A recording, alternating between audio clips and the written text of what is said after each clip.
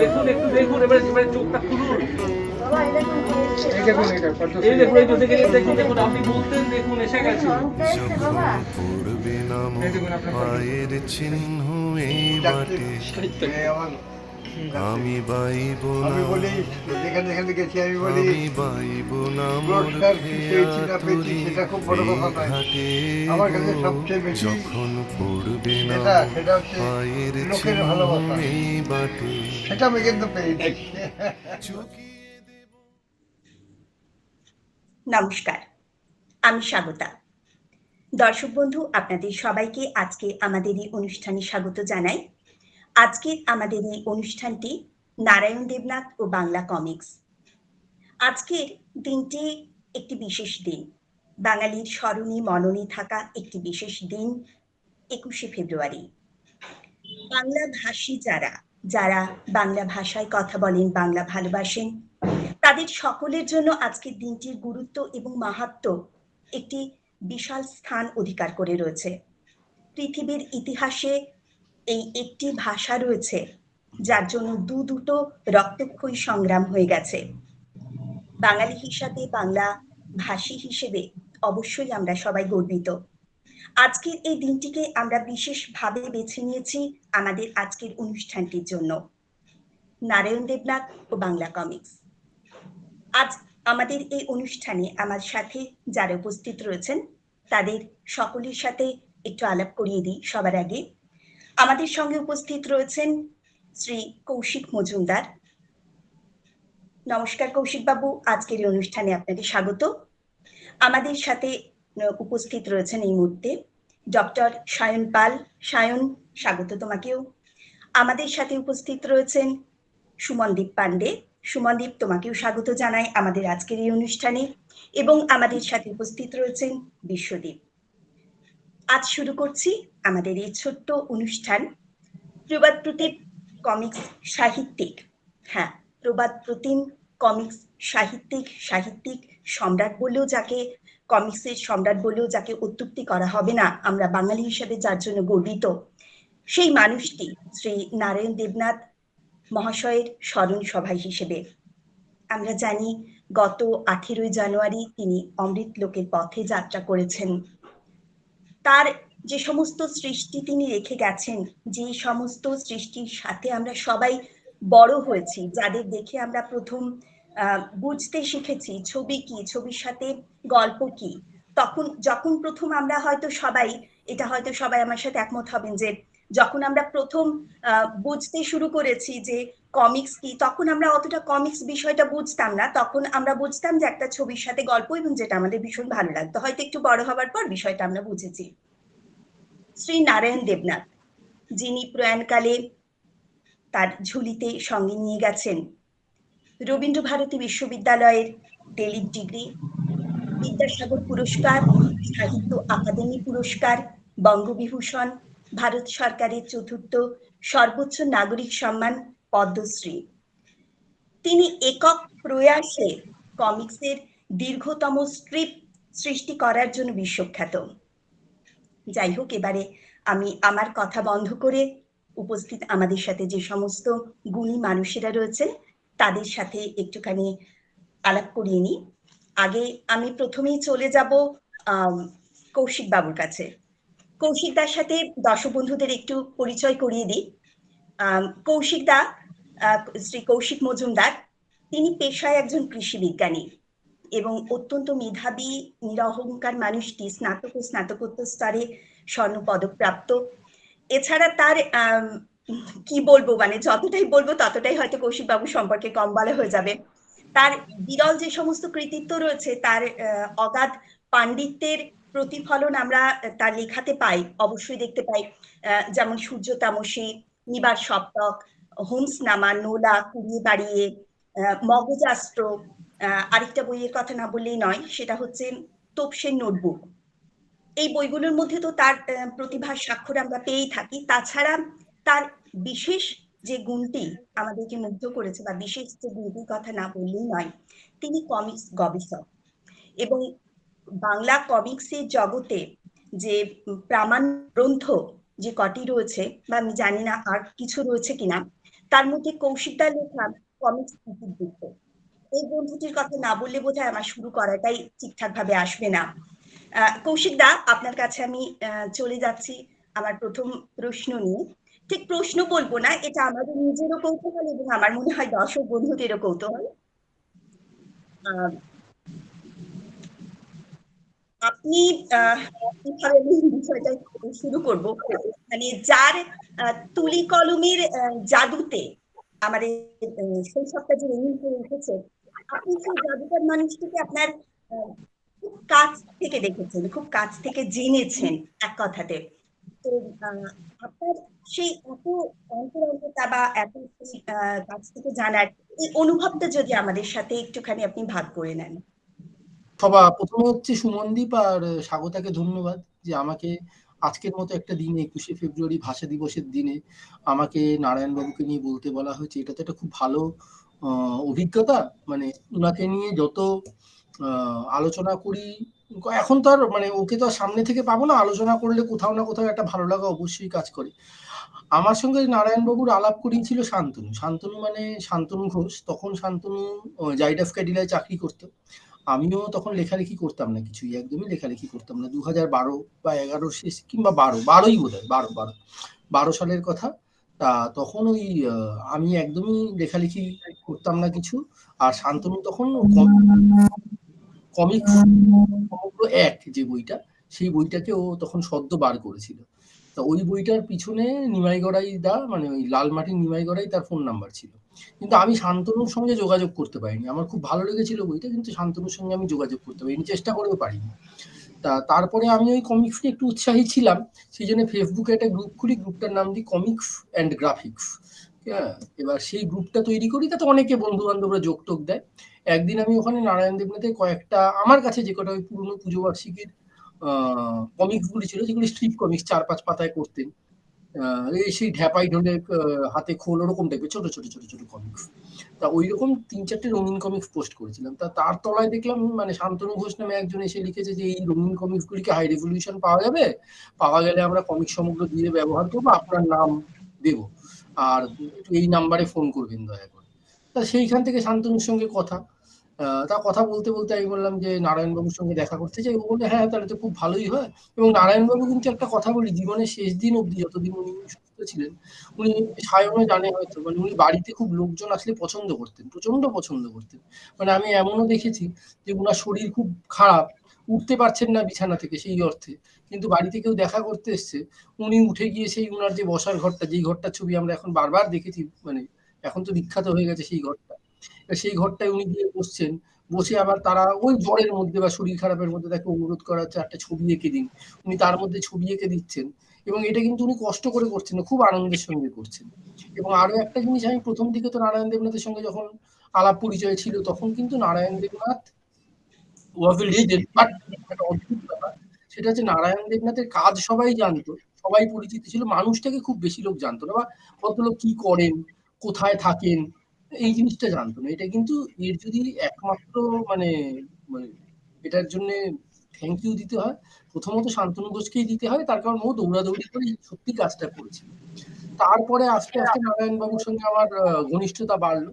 তারপরে শান্তনু আমাকে একটা প্রস্তাব দিল যে তুমি একটা কাজ করো না, নারায়ণবাবুর তো সেই অর্থে কোনো ডেফিনিটিভ বায়োগ্রাফি নেই, নারায়ণবাবু সত্যি কোনো বায়োগ্রাফি নেই, মানে ইভেন উনি কবে জন্মগ্রহণ করেছিলেন, যে জন্মগ্রহণের ডেটটা আমরা নভেম্বর মাসে দেখি, ওটা কিন্তু সত্যিকারের ডেট না, ওটা একটা বানানো ডেট।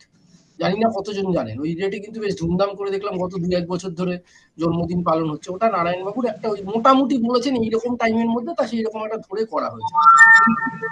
ঠিক আছে, ডেটটা কিন্তু একদম সঠিক জানি, মানে আমি কাজ করতে গিয়ে দেখি। আবার ওই যে ওইটা থেকে হামিং আসছে। এবার ঠিক আছে তো, এবার ওকে তো? হ্যাঁ, এবার একদম ঠিক আছে, কোনো প্রবলেম নেই, সব বন্ধ করে দিয়েছি। এটা বলছিলাম, এবার সেই জন্য তখন একটা ওই 1005 শব্দের একটা এই অবধি বলেছিলাম বোধহয়, 1005 শব্দের একটা বায়োগ্রাফি লিখতে বলেছিল। তখন আর কি নারায়ণবাবু সম্পর্কে প্রচুর তথ্য উনার সঙ্গে কথা বলে যতটুকু মানে জানা যায় আর কি, সব তথ্যগুলি জানা যায়, এবং সেই জায়গাটায় আমরা খুব মানে মেটিকুলাস ছিলাম। একটা ঘটনার কথা বলি, এখনো মনে আছে। নারায়ণবাবুর, এটা আমি বোধহয় আগের দিন কোনো একটা জায়গায় বলছিলাম গল্পটা, নারায়ণবাবু যে টারজানের ছবিগুলি আঁকতেন, সুধীন্দ্রনাথ রাহার যে টারজান সিরিজটা শুকতারায় হতো, তার সঙ্গে নারায়ণবাবু টারজানের ছবি আঁকতেন। এবার উনি ছোটবেলা থেকে টারজানের ফ্যান ছিলেন এবং টারজানের প্রথমে মলা টাকতেন প্রতুলবাবু, পরবর্তীকালে নারায়ণবাবু আঁকেন। এবার প্রতুলবাবুর আমলে যে টারজানের ছোড়াটা ছিল, নারায়ণবাবুর আমলে ছোড়ার স্টাইলটা পাল্টে যায়। এইবারে এইটা আমি জিজ্ঞাসা করেছিলাম যে এটা কি কেন হলো। তা উনি তখন বলেছিলেন উনি ছোটবেলা খুব টারজানের ভক্ত ছিলেন এবং জনি ওয়াইফমুলারের সিনেমা দেখতেন। উনি চিরকালই খুব সিনেমা দেখতে ভালোবাসতেন এবং সিনেমা থেকে রেফারেন্স কালেক্ট করতেন, সেই কালেক্ট করে সেগুলিকে নিয়ে আসতেন। এবার জনি ওয়াইফমুলারের সিনেমা দেখতেন এবং তারপরে ওখানটা থেকে ওই রকম একটা ছুরি ওনার কাছে ছিল এবং ছুরিটা কিন্তু আমি নিজের চোখে দেখেছি, ওনার যে ছোটবেলার ছুরিটা, সেই ছুরিটা উনি কোমরে নিয়ে উনাদের ওখানে পুকুর থেকে ঝাঁপ দিতেন আর কি, পুকুরের পাড় থেকে ঝাঁপ দিতেন। তো এইখানটায় আমার মনে আছে আমি যখন ফার্স্ট ড্রাফটটা করেছিলাম, ফার্স্ট ড্রাফটে আমি লিখেছিলাম যে ওই মানে এই লেখাটা কমিক্স টিভিতেও গেছে যে নারায়ণ দেবনাথ পুকুর গাছের পাড়ের ডাল থেকে ঝাঁপ দিতেন আর কি, টারজানের মতো চিৎকার করে। তো এইটা যখন ড্রাফটটা পড়া হলো নারায়ণবাবুর সামনে, নারায়ণবাবু তখন বললো না না গাছ ছিলই না, ওই পুকুরের ধারে কোনো গাছই কোনোদিন ছিল না, আমি পাড় থেকে লাফ দিতাম, তখন এই গাছ কাটা হলো আর কি। এবার আমি আর শান্তনু এখন যখনই আলোচনা করি যে কোনো জায়গায় তথ্যের বিভ্রান্তি, তখন আমার আর শান্তনুর মধ্যে মাঝে মাঝে কথা হয়, আমি তখন বলি এখনো নারায়ণবাবু সেই গাছ কাটা কেস, মানে ওইটুকু জায়গায় আমি কল্পনার আশ্রয় নিয়েছিলাম, ওইটাই ভুল। মানে মানে সেটাই বলছি, নন ফিকশন লিখতে গেলে কোন জায়গাটায় আর কি মানে কোন কোন লেভেল অব্দি ঠিক হতে হয়, মানে ওই জায়গাটা আমার মনে হয়েছিল যে উনি লাভ দিয়েছেন পুকুর পাড় থেকে, নিশ্চয়ই গাছের ডাল থেকেই লাভ দেবেন। তা নারায়ণবাবু তখন বলেন না না ধারের কাছে কোনোদিন কোনো গাছ ছিল না। এখনো নেই আর কি, ইনফ্যাক্ট সেই পুকুরের ধারেও গেছিলাম, আমি ঘুরে এসেছিলাম আমি শান্তনু দিয়ে, সেই পুকুরের ধারে কোনো গাছ নেইও ছিলও না আর কি, সেই গাছ কাটা হলো আর কি। তো এইরকম ভাবে নারায়ণবাবুর সঙ্গে আলাপ পরিচয় ঘনিষ্ঠতা বাড়ে। পরবর্তীকালে আমি যেতে পারতাম না, বিশেষ করে এই কোভিডের সময় তো যেতেই পারিনি, তবু নারায়ণবাবুকে আমার লেখা বইগুলি দিতাম, উনি পড়তেন, জানাতেন। এবং একটা মজার ঘটনা বলি, এটা একটু শেয়ার করি, লাস্ট একদম লেটেস্ট, সবচেয়ে লেটেস্ট যে ঘটনাটা, ফোন করলে তো শেষের দিকে কানে তো শুনতে পেতেন না, একদমই শুনতে পেতেন না কানে। এবার আর কিন্তু একটা কথা সেটাই বলছি, এটা একটা মজা, কানে যদিও শুনতে পেতেন না তবু কিন্তু স্মৃতিটা উনার খুব পরিষ্কার ছিল আর কি, মানে মাথা পরিষ্কার ছিল। একটা হয়তো একটা বয়সের পরে মানুষের মাথা কাজ করে না, উনার কিন্তু সেরকম ছিল না। 1 নম্বর হচ্ছে মাথা কাজ করতো, 2 নম্বর হচ্ছে 2020 লকডাউনে কিন্তু উনি বাড়িতে বসে বসে প্রচুর বই পড়েছেন। মানে এইটা কিন্তু একটা বই, মানে 1 বছর 1.5 বছর আগে উনি ঘরে বসে বসে বই পড়েছেন আর কি। মানে এইরকম এফিসিয়েন্সি ছিল মানুষটা। 97 মারা গেছেন, 95 অব্দি উনি বই পড়েছেন। তা শান্তনু একদিন আমাকে বললো আরে করেছো কি, কি সমস্যা হয়েছে? আমি বললাম কি হয়েছে? বলছে বৌদি, মানে নারায়ণ দেবনাথের ছেলের বউ, বলছে বৌদি ফোন করে বলছে আরে কি বই দিয়ে গেছো, নোলা বলে বইটা লিখে দিলাম, বাবা ওই বইটা পড়ছে আর একবার আলুর চপ খেতে চাইছে, হ্যাঁ একবার ডিমের ডেভিল খেতে চাইছে, বলছে এইগুলি যদি খুব মানে তেলে ভাজা খেতে ভয়ঙ্কর ভালোবাসতেন আর কি। হ্যাঁ, তা এইরকম ঘটনা, তা ফোন করলে বলতেন কি ব্যাপার ভুলেই তো গেছো। আর একটা ব্যাপার কি, নারায়ণ দেবনাথের সঙ্গে কথা বলতে গেলে যেটা সবচেয়ে হতো, উনি কিন্তু আলটিমেটলি প্রচন্ড ভাবে পাঠকদের চাইতেন। যখনই জিজ্ঞাসা করতাম, যেতাম, শান্তনু কথা বলতো বা আমি কথা বলতাম, বারবার জিজ্ঞাসা করতো যে আমি তো এখন কলেজ স্ট্রিট যেতে পারি, বইপাড়া, আমি তো এখন বইপাড়ায় যেতে পারি না, আচ্ছা আমার কথা কেউ বলে, মানে এই একটা কনসাসনেস কিন্তু ভয়ঙ্কর ভাবে ছিল যে আচ্ছা আমাকে মানে আমার কাজ কি এখনো কোথাও আছে, বা পাঠকরা কি, মানে সত্যি কথা বলছি আমি জানি না, মানে আমি সত্যি বলছি, এই যে নারায়ণ দেবনাথ মারা গেলেন এবং এই যে এখন ওনাকে নিয়ে এই যে বিভিন্ন সংবাদপত্র বিভিন্ন মিডিয়া তারা আলোচনা করছে, মানে উনি না কোথাও একটা, মানে যদি মানে পরলোক বা ইত্যাদি কোথাও থাকে, উনি না কোথাও উনার একটা ভালো লাগা কাজ করছে অবশ্যই এটা দেখে। কারণ উনি না, মানে এটা এমন না যে মিডিয়ারা করছে বলে, মানে এত পাঠক তাকে নিয়ে কথা বলছে, এত মানুষ তাকে নিয়ে কথা বলছে, এইটা কিন্তু উনাকে চিরকাল খুব দিত। মানে উনি যখন পদ্মশ্রী পাননি, কিচ্ছু পাননি, আমার সঙ্গে যখন আলাপ তখন তো উনি কিছুই পাননি, শুধুমাত্র শিবপুরের ওখানটা থেকে একটা বোধহয় লোকাল কিছু একটা পেয়েছিল, মানে খুব বড় কোনো সম্মান তখনও পেয়ে ওঠেননি আর কি। তখন মাঝে মাঝে জিজ্ঞাসা করতাম যে আচ্ছা আপনার খারাপ লাগে না, তখন উনি বলতেন যে না এত মানুষ তো ভালোবাসে, হ্যাঁ, এবং এই ভয়টা, এই ভয় বা এই চিন্তাটা উনার কিন্তু চিরকাল ছিল যে মানুষের ভালোবাসা পাচ্ছি তো। কারণ মানে আমার পরিষ্কার মনে আছে, এটা আমি শান্তনুর থেকে শুনেছি, আমি তো নিজে শুনিনি, শান্তনু যখন পদ্মশ্রী উনি পেলেন বা সাহিত্য একাডেমি পেলেন, তখন জিজ্ঞাসা করছে কি জেঠু কেমন লাগলো, ভালোই তো, মানে এইটা নিয়ে উনি খুব একটা কনফার্ম ছিলেন না যে আমি পদ্মশ্রী পেলাম তাতে খুব উচ্ছ্বসিত, কিন্তু উনি যেটা নিয়ে চিন্তিত ছিলেন যে আচ্ছা আমার বই লোকে পড়ছে তো, আমার কমিক্স গুলি লোকে দেখছে তো, লোকে আমার, মানে এই ব্যাপারটা নিয়ে কিন্তু উনি চিন্তিত ছিলেন একমাত্র, এবং উনি পাঠকদেরকে নিয়েই সত্যি কথা কনফার্ম ছিলেন, আর কিচ্ছু নিয়ে না। কোথায় মানুষের ভালোবাসা, মানুষের পেলেন, কি পদক পেলেন, এগুলি নিয়ে খুব একটা কোনোদিন বদার্ড হতে দেখিনি, এমনকি পাওয়ার পরে যে খুব মানে বুক ফুলিয়ে ঘুরে বেড়াচ্ছেন বা ওরকম কিছু না, বরং মানে একেবারে যেরকম, মানে পাওয়ার আগেও যা পাওয়ার পরেও তাই, মানে একেবারে দুঃখের সনুদ্বিগ্ন মনা ওরকম মানুষ। এরকম মানুষ সত্যি পাওয়া যায় না, সত্যি পাওয়া যায় না। একদমই তাই। কৌশিকদার কাছ থেকে নারায়ণবাবুর একেবারে একটা অন্য দিক, একদম মানুষ হিসাবে উনি কতটা কি ভাবতেন, এটা আপনার কাছ থেকে জেনে সত্যি ভীষণ একটা অন্যরকম অনুভব হচ্ছে। এবারে চলে যাব কৌশিকদার পরে, এবারে চলে যাব সায়নের কাছে, ডক্টর সায়ন পাল। দর্শক বন্ধু, আপনাদের সাথে একটুখানি আলাপ করিয়ে দিই এই সদা হাস্যময় মানুষটি সম্পর্কে। 2020 শুরুর থেকে এই 2022 পর্যন্ত যে সমস্ত মানুষগুলি ঈশ্বরের মতন দুহাত দিয়ে আমাদেরকে আগলে রেখেছেন, ডক্টর সায়ন পাল হচ্ছেন সেই ঈশ্বরের অন্যতম ঈশ্বর, যিনি প্রথম থেকেই কোভিডের একেবারে প্রথম সারির যোদ্ধা, যিনি কোভিড ল্যাবে কাজ করছেন, যিনি ক্রমাগত মানুষের পাশে কতখানি আছেন ডাক্তার হিসাবে এটা আমার বোধহয় বলে দেওয়ার অপেক্ষা রাখে না যে উনি কি করছেন এই মুহূর্তে। এই জন্যই আমি প্রথমে ঈশ্বর শব্দটা দিয়ে শুরু করলাম, যে এই মুহূর্তে যারা ঈশ্বরের মতন আমাদেরকে রক্ষা করে চলেছেন তিনি হচ্ছেন সেই মানুষ।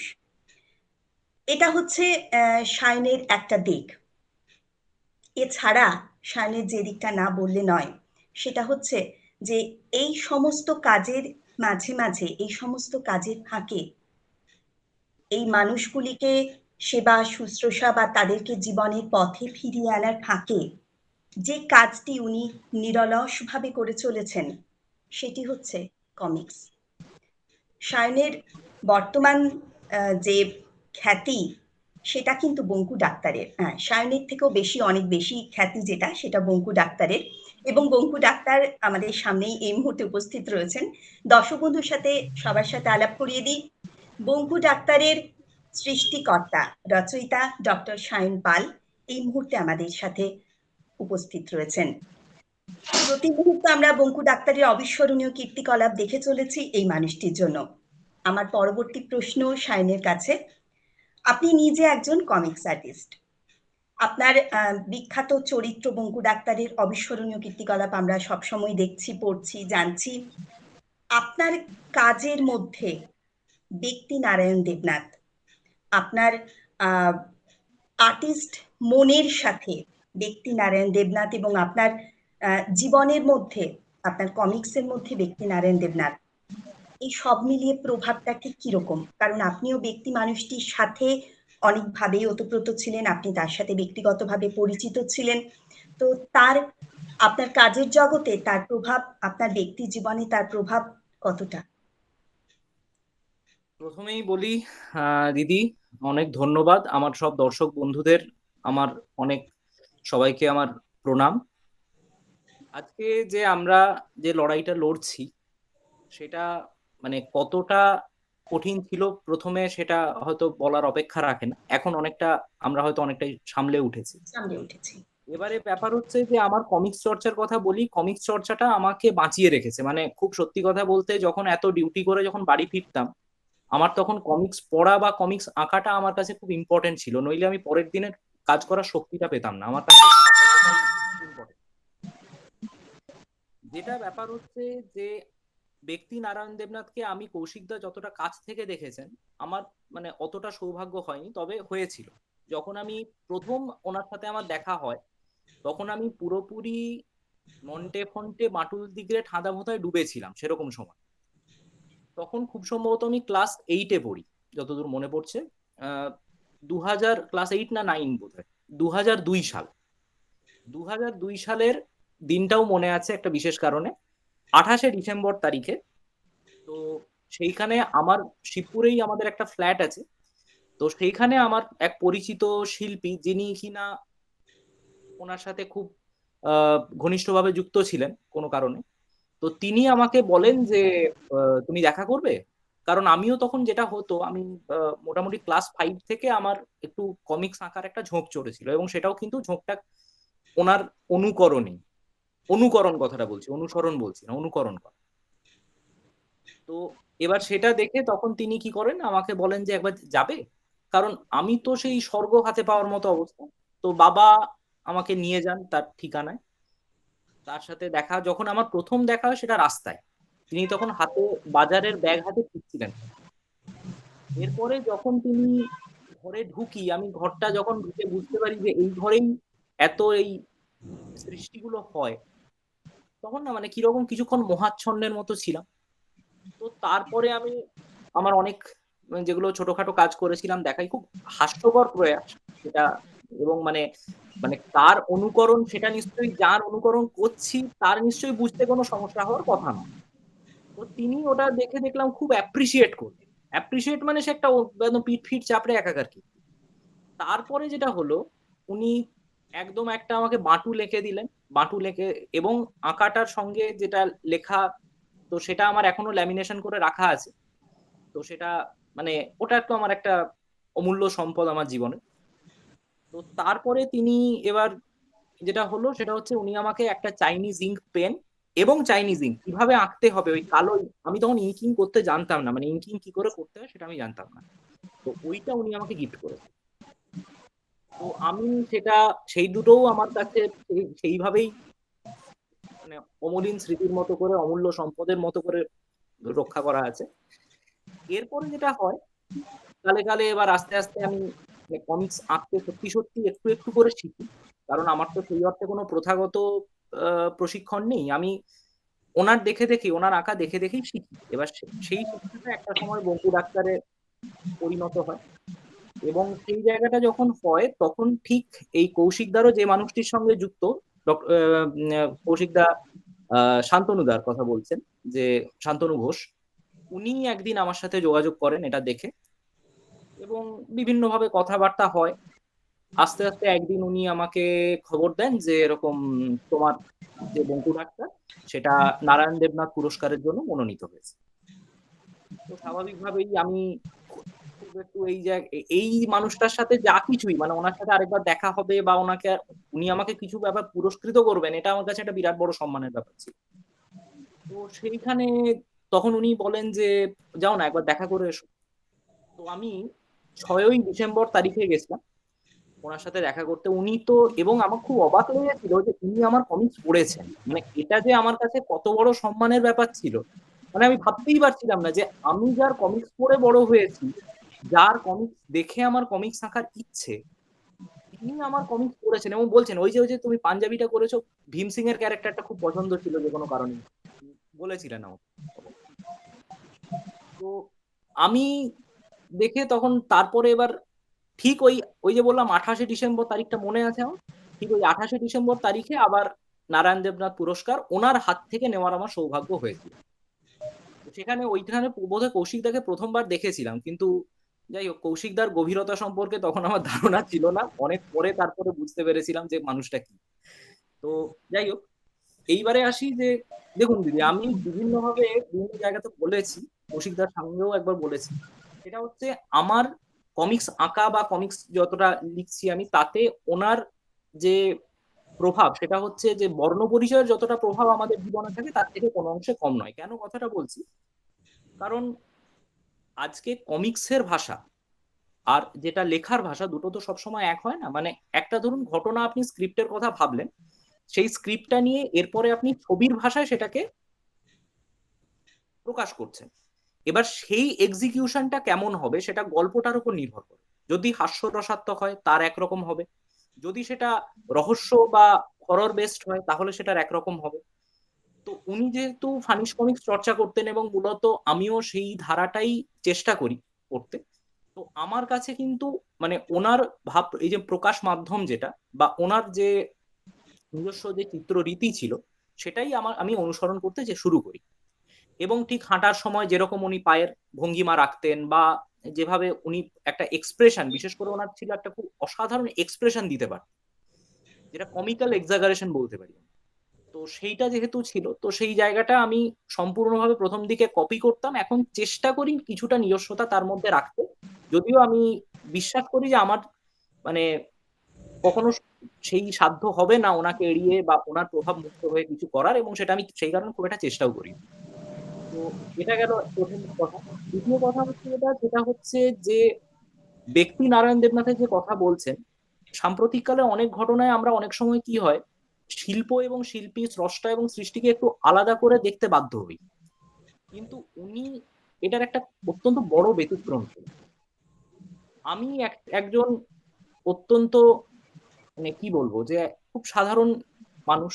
আমি যখন আমি ওনার কাছে গেছি, আমি তখন নেহাতি শিশু বলা চলে। তো উনি আমাকে যেভাবে গুরুত্ব দিয়েছিলেন, উনি আমাকে যেভাবে আমার কাজটা দেখেছিলেন, আমার কাজটা প্রশংসা করেছিলেন, খুব বড় মনের মানুষ না হলে কিন্তু এটা বোধহয় করা সম্ভব নয়। তো এইখানে, এবং সব থেকে বড় কথা হচ্ছে এনকারেজ করা, এত ডাউন টু আর্থ তিনি একটা, এবং মানে খুব ভালো কাজ হচ্ছে, খুব এটা করো, এই জিনিসটা ওনার কাছ থেকে আমি যতটা পেয়েছি সেটা কিন্তু সত্যি সত্যি একটা, মানে আমার কাছে আর কি ওনার কথাগুলো যখন আঁকতে বসি তখন মনে করতে বাধ্য হই, যখন হয়তো মনে হয় যে ঠিক মতো হচ্ছে না, ওনার আশীর্বাদ ধন্য যখন আমি, তখন নিশ্চয়ই ওটা করতে পারবো। এই কারণে এটা করাটা আমার কাছে সহজ হয়। ধন্যবাদ সায়ন। একটা অন্য দিক, কৌশিকদার কাছে যেমন ব্যক্তি মানুষের একটা অন্য দিক আমরা পেয়ে গেলাম, তেমনি তোমার কাছেও একটা অন্যভাবে নারায়ণ দেবনাথের কথা শুনলাম। এরপর আমি চলে যাব সুমনদীপের কাছে। সুমনদীপ সম্পর্কে দর্শক বন্ধুদের একটুখানি বলে রাখি। সুমনদীপের প্রথম, এখনকার বর্তমান প্রথম পরিচয় হচ্ছে ও অ্যানিমেটার, অ্যানিমেশনের সাথে যুক্ত, অ্যানিমেশন জগতের সাথে যুক্ত, মানে চাকরির সূত্রেও যুক্ত এবং মানসিকভাবেও যুক্ত। তো অ্যানিমেশনের সাথে সুমনদীপের যে মানে কি বলবো, যে বন্ধন, যে মানে ভালোবাসা বা যে আত্মিক বন্ধন, সেটার প্রথম দিকটা ছিল কিন্তু এই কমিক্স এবং কার্টুন চরিত্র। সুমনদীপের আরো একটা দিক রয়েছে, সেটা হচ্ছে কবি সাহিত্যিক। ও নিজে একটি ছোটদের পত্রিকা বার করে, আবার 32.5 ভাজা। সুমনদীপ সেই আবার 32.5 ভাজার দৌলতে যে যতগুলি মানুষের সাথে, যত বিখ্যাত মানুষদের সাথে পরিচয় হবার সুযোগ পেয়েছিল, তার মধ্যে একজন ছিল নারায়ণ দেবনাথ। আমি সুমনদীপের কাছে এটা নিয়ে এই প্রশ্নটাই আমি রাখবো, যে সবার কাছে আমি অন্যরকম ভাবে নারায়ণ দেবনাথ কার কাছে কিভাবে এসেছেন সেটা আমরা শুনলাম, কিন্তু তোমার কাছে আমার প্রশ্নটা একটু আলাদা থাকবে। এই কারণে আলাদা থাকবে যে তুমি যেহেতু অ্যানিমেশনের সাথে যুক্ত। আমি যতটা দেখেছি তাতে করে বিদেশি যে কমিক্স এবং বিদেশি যে অ্যানিমেশন, এইগুলোর একটা সারা পৃথিবী জুড়ে একটা অন্যরকম প্রভাব, খ্যাতি, মাহাত্ম্য রয়েছে।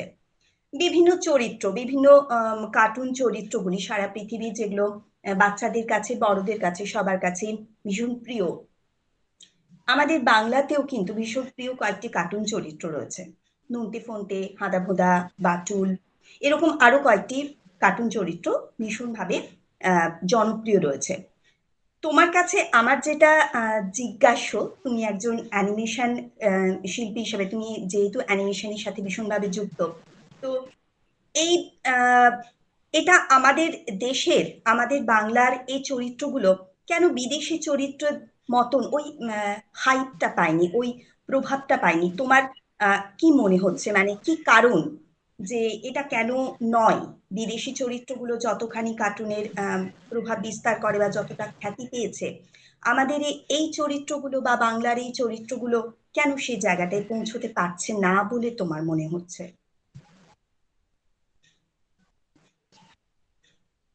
তার একটা প্রথমেই বলি যে নারায়ণ দেবনাথ আমার জীবনের একটা গুরুত্বপূর্ণ অংশ এই অ্যানিমেশন আসার ক্ষেত্রে। তো ওনার কাছে গিয়ে যেভাবে আমি ওনাকে পেয়েছি সেটা একটা অন্যরকম, মানে আমার সাথে আলাপ করে দেওয়ার কেউ ছিল না। তো আমি নিজেই একবার ওনাকে ফোন করেছিলাম যে আমি এরকম একটা পত্রিকা করি, তো আপনার হাতে আমি পত্রিকাটা তুলে দিতে চাইছি। তো উনি খুবই আনন্দের সাথে আমাকে বলেছেন ঠিক আছে তুমি আমার বাড়িতে অমুক দিনে চলে এসো। তো সেই সূত্রে ওনার কাছে আমি গেছিলাম প্রথম, এবং ওনাকে প্রথম দেখা আমার আহ তার ওনারই ওনার আঁকা কমিক্স বা এর থেকেই কিন্তু আমার অ্যানিমেশনের প্রতি ভালোবাসা। এই অ্যানিমেশন কার্টুন এগুলো প্রথম যেটা সূত্রপাত ঘটেছে সেটা কিন্তু ওই নন্টে ফন্টে, বাটুল, হাদাবদা এগুলোকে দেখে, তারপরে টিভিতে আরো বিভিন্ন ধরনের অ্যানিমেশন এসছে। তো আমার যেটা মনে হয় যে অ্যানিমেশন কেন আমাদের এখানে এতটা পপুলার, নারায়ণ দেবনাথের কাজগুলোকে নিয়ে কেন সেরকম ভাবে কাজ হচ্ছে না, তার একটা খুব গুরুত্বপূর্ণ মানে বড় একটা অংশ হচ্ছে ফান্ডিং। একদম পরিষ্কার কথাই ফান্ডিং, আমাদের এখানে সেই টাকা ঢালবার লোক নেই, কিন্তু স্টোরি আছে, গল্পগুলো আছে, যে গল্প দিয়ে আমি হচ্ছে একটা ভালো জিনিস, একটা ইন্টারন্যাশনাল লেভেলের প্রজেক্ট আমরা করতে পারি। কিন্তু যেভাবেই হোক, সেটা একটা রিজিয়নাল ল্যাঙ্গুয়েজের ক্ষেত্রেই হোক বা অন্য কোনো কারণের জন্য হোক, যে লোক টাকা ঢালতে আগ্রহী নয়। এবং অবভিয়াসলি যে কোনো জিনিসের যদি টাকা না ঢালা হয়, তার যদি ফান্ডিংটা প্রপারলি না হয়, তাহলে আমি সেই লেভেলের আর্টিস্ট পাবো না যে যারা এসে এই কাজটা করবে। তো কিছু জন করেছিলেন নারায়ণ দেবনাথের কাজ নিয়ে, এবং প্রথম যদি বাংলাতে কারোর কাজ নিয়ে অ্যানিমেশন হয়ে থাকে, সেটা নারায়ণ দেবনাথেরই কাজ নিয়ে হয়েছে।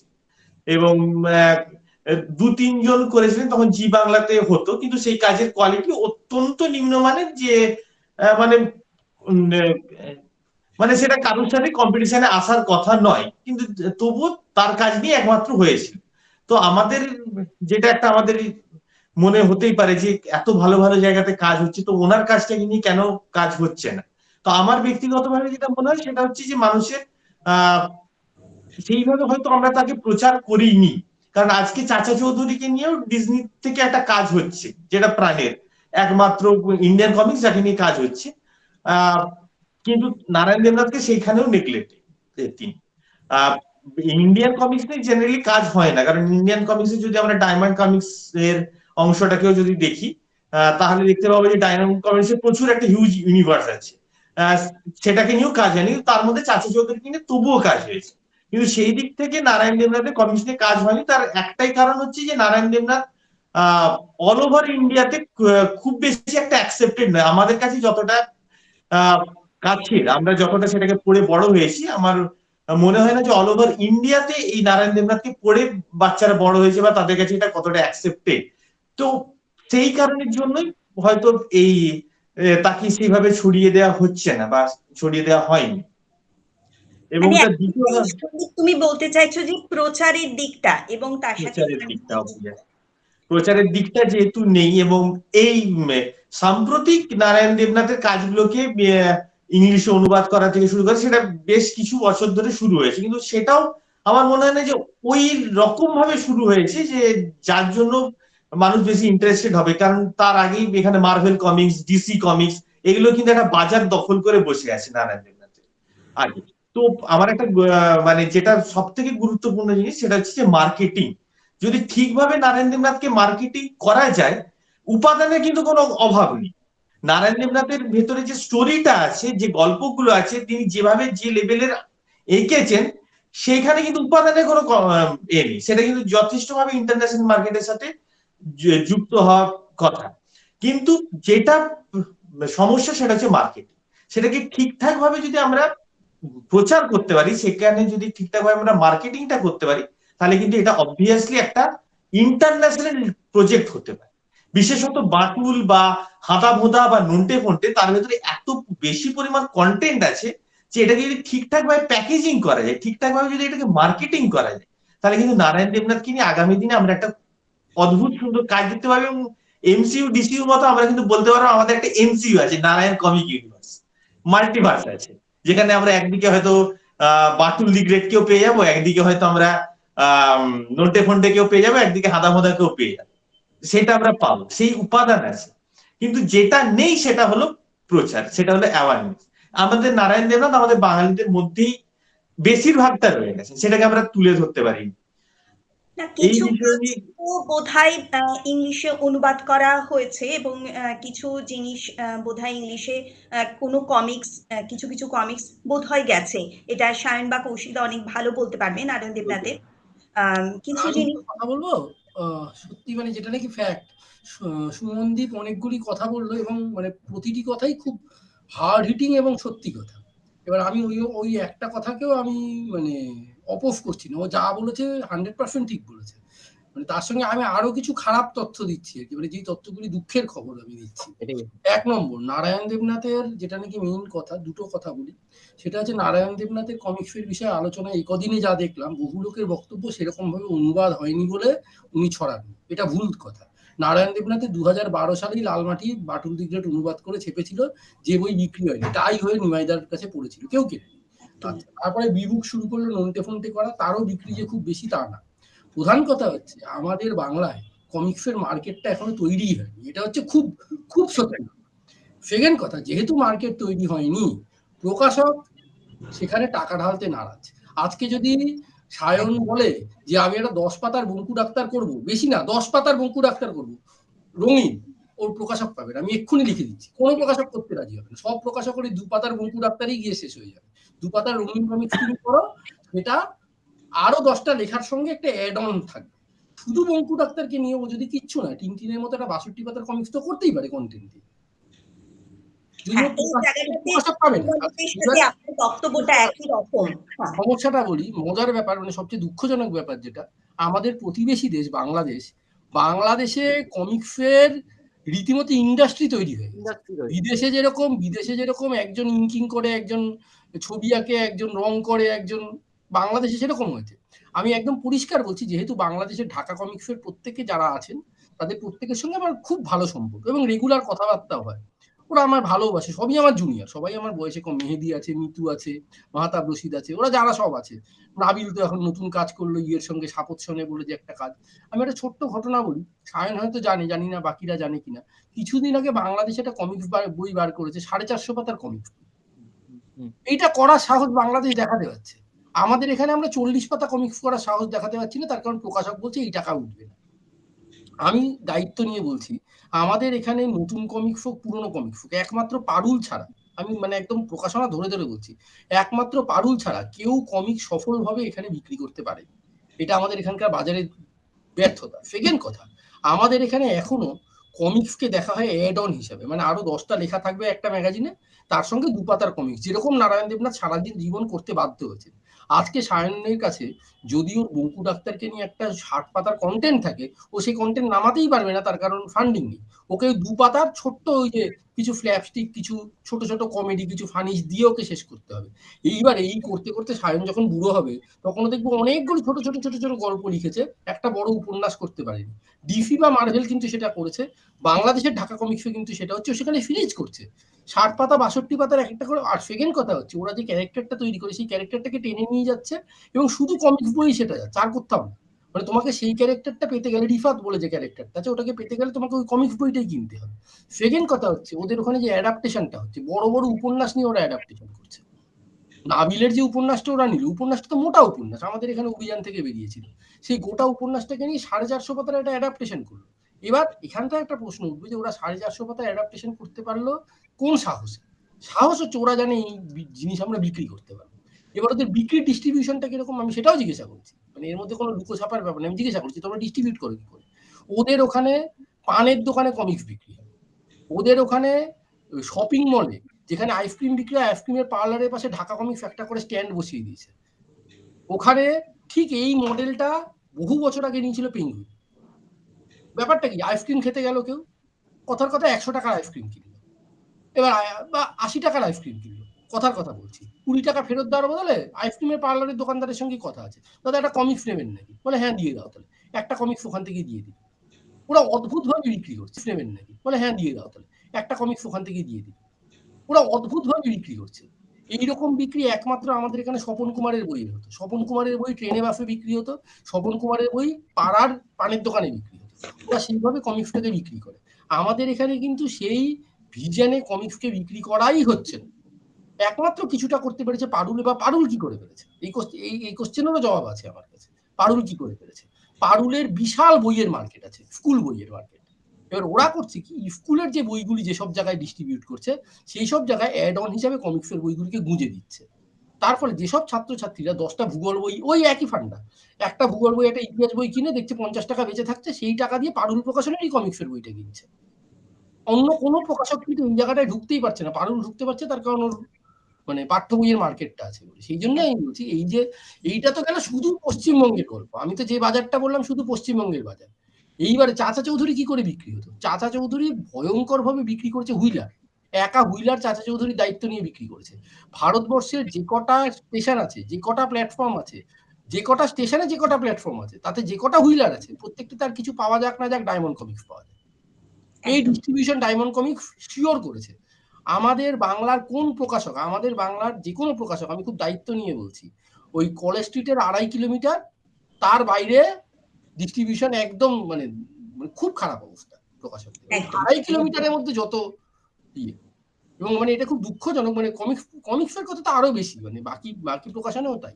এবং সেই জন্য হচ্ছে কি, ইভেন এখন আমি ইদানিং দেখছি মালায়ালাম বইগুলি প্রচন্ড ভাবে উঠে আসছে, তাদের ওয়ার্ল্ড ওয়াইড মানে ইন্ডিয়া ওয়াইড তারা ডিস্ট্রিবিউশন করছে, বাংলা বই সেই ডিস্ট্রিবিউশন নেই। মানে এটা তো বইয়ের কথা, কমিক্স তো আরো পরের কথা। সুতরাং সুমনদীপ যেটা বললো, এইটা করতে গেলে প্রধান যেটা লাগবে সেটা হচ্ছে ফান্ডিং। আবার এই সুমনের কথাই বলছি আর কি। এবং সবচেয়ে বড় কথা সচেতনতা। প্রকাশকরা, সায়ন আজকে যতই ভালো কমিক্স করুক, ও যদি আলটিমেটলি জানে যে আমি 72 পাতার কমিক্সটা আমি বেচতে পারবো না, ওকে 72 পাতার কমিক্সকে নিজের বাড়িতে রেখে দেবে? এটা সেই চেষ্টা হয়েছে, সেই চেষ্টা হয়েছে আমি বলি। এবার এইখানে গল্প বলতে বলি, সেই চেষ্টা হয়েছে। আমি আর্টিস্টের নাম বলছি না, তাকে ছোট করা হবে, মানে এইখানটাই এই আলোচনাটা ছোট করা হবে। সেই বেচারা একটা 100 পাতার কমিক্স নিজের হাতে করেছিল, সবাই চেনে, সায়ন তো খুবই ভালো চেনে। 100 পাতার কমিক্স নিজের হাতে করেছিল, করে ডিজিটাল প্রিন্ট করে দামের দামে বেচেছিল, তাতেও সে বই সে বেচতে পারছিল। তাহলে সে করবে কি?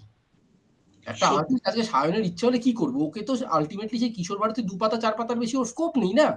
ও যদি এখন একটা বই করতে চায়, কোন প্রকাশক আসবে? কোনো প্রকাশক নেই। বুক ফার্ম, আমার মনে আছে 24টা কমিক্সের আলাদা বই করেছিল বুক ফার্ম কমিক্স হিসাবে। সেই 24টা কমিক্স প্রথমে 20%, তারপর 30%, তারপর 50%, তারপরে দুটো বই কিনলে একটা বই ফ্রি করে সেইটার লট ক্লিয়ার করা হয়েছিল। এগুলো তো ইতিহাস। এই তো বাংলা কমিক্সের মার্কেটিং এর ইতিহাস।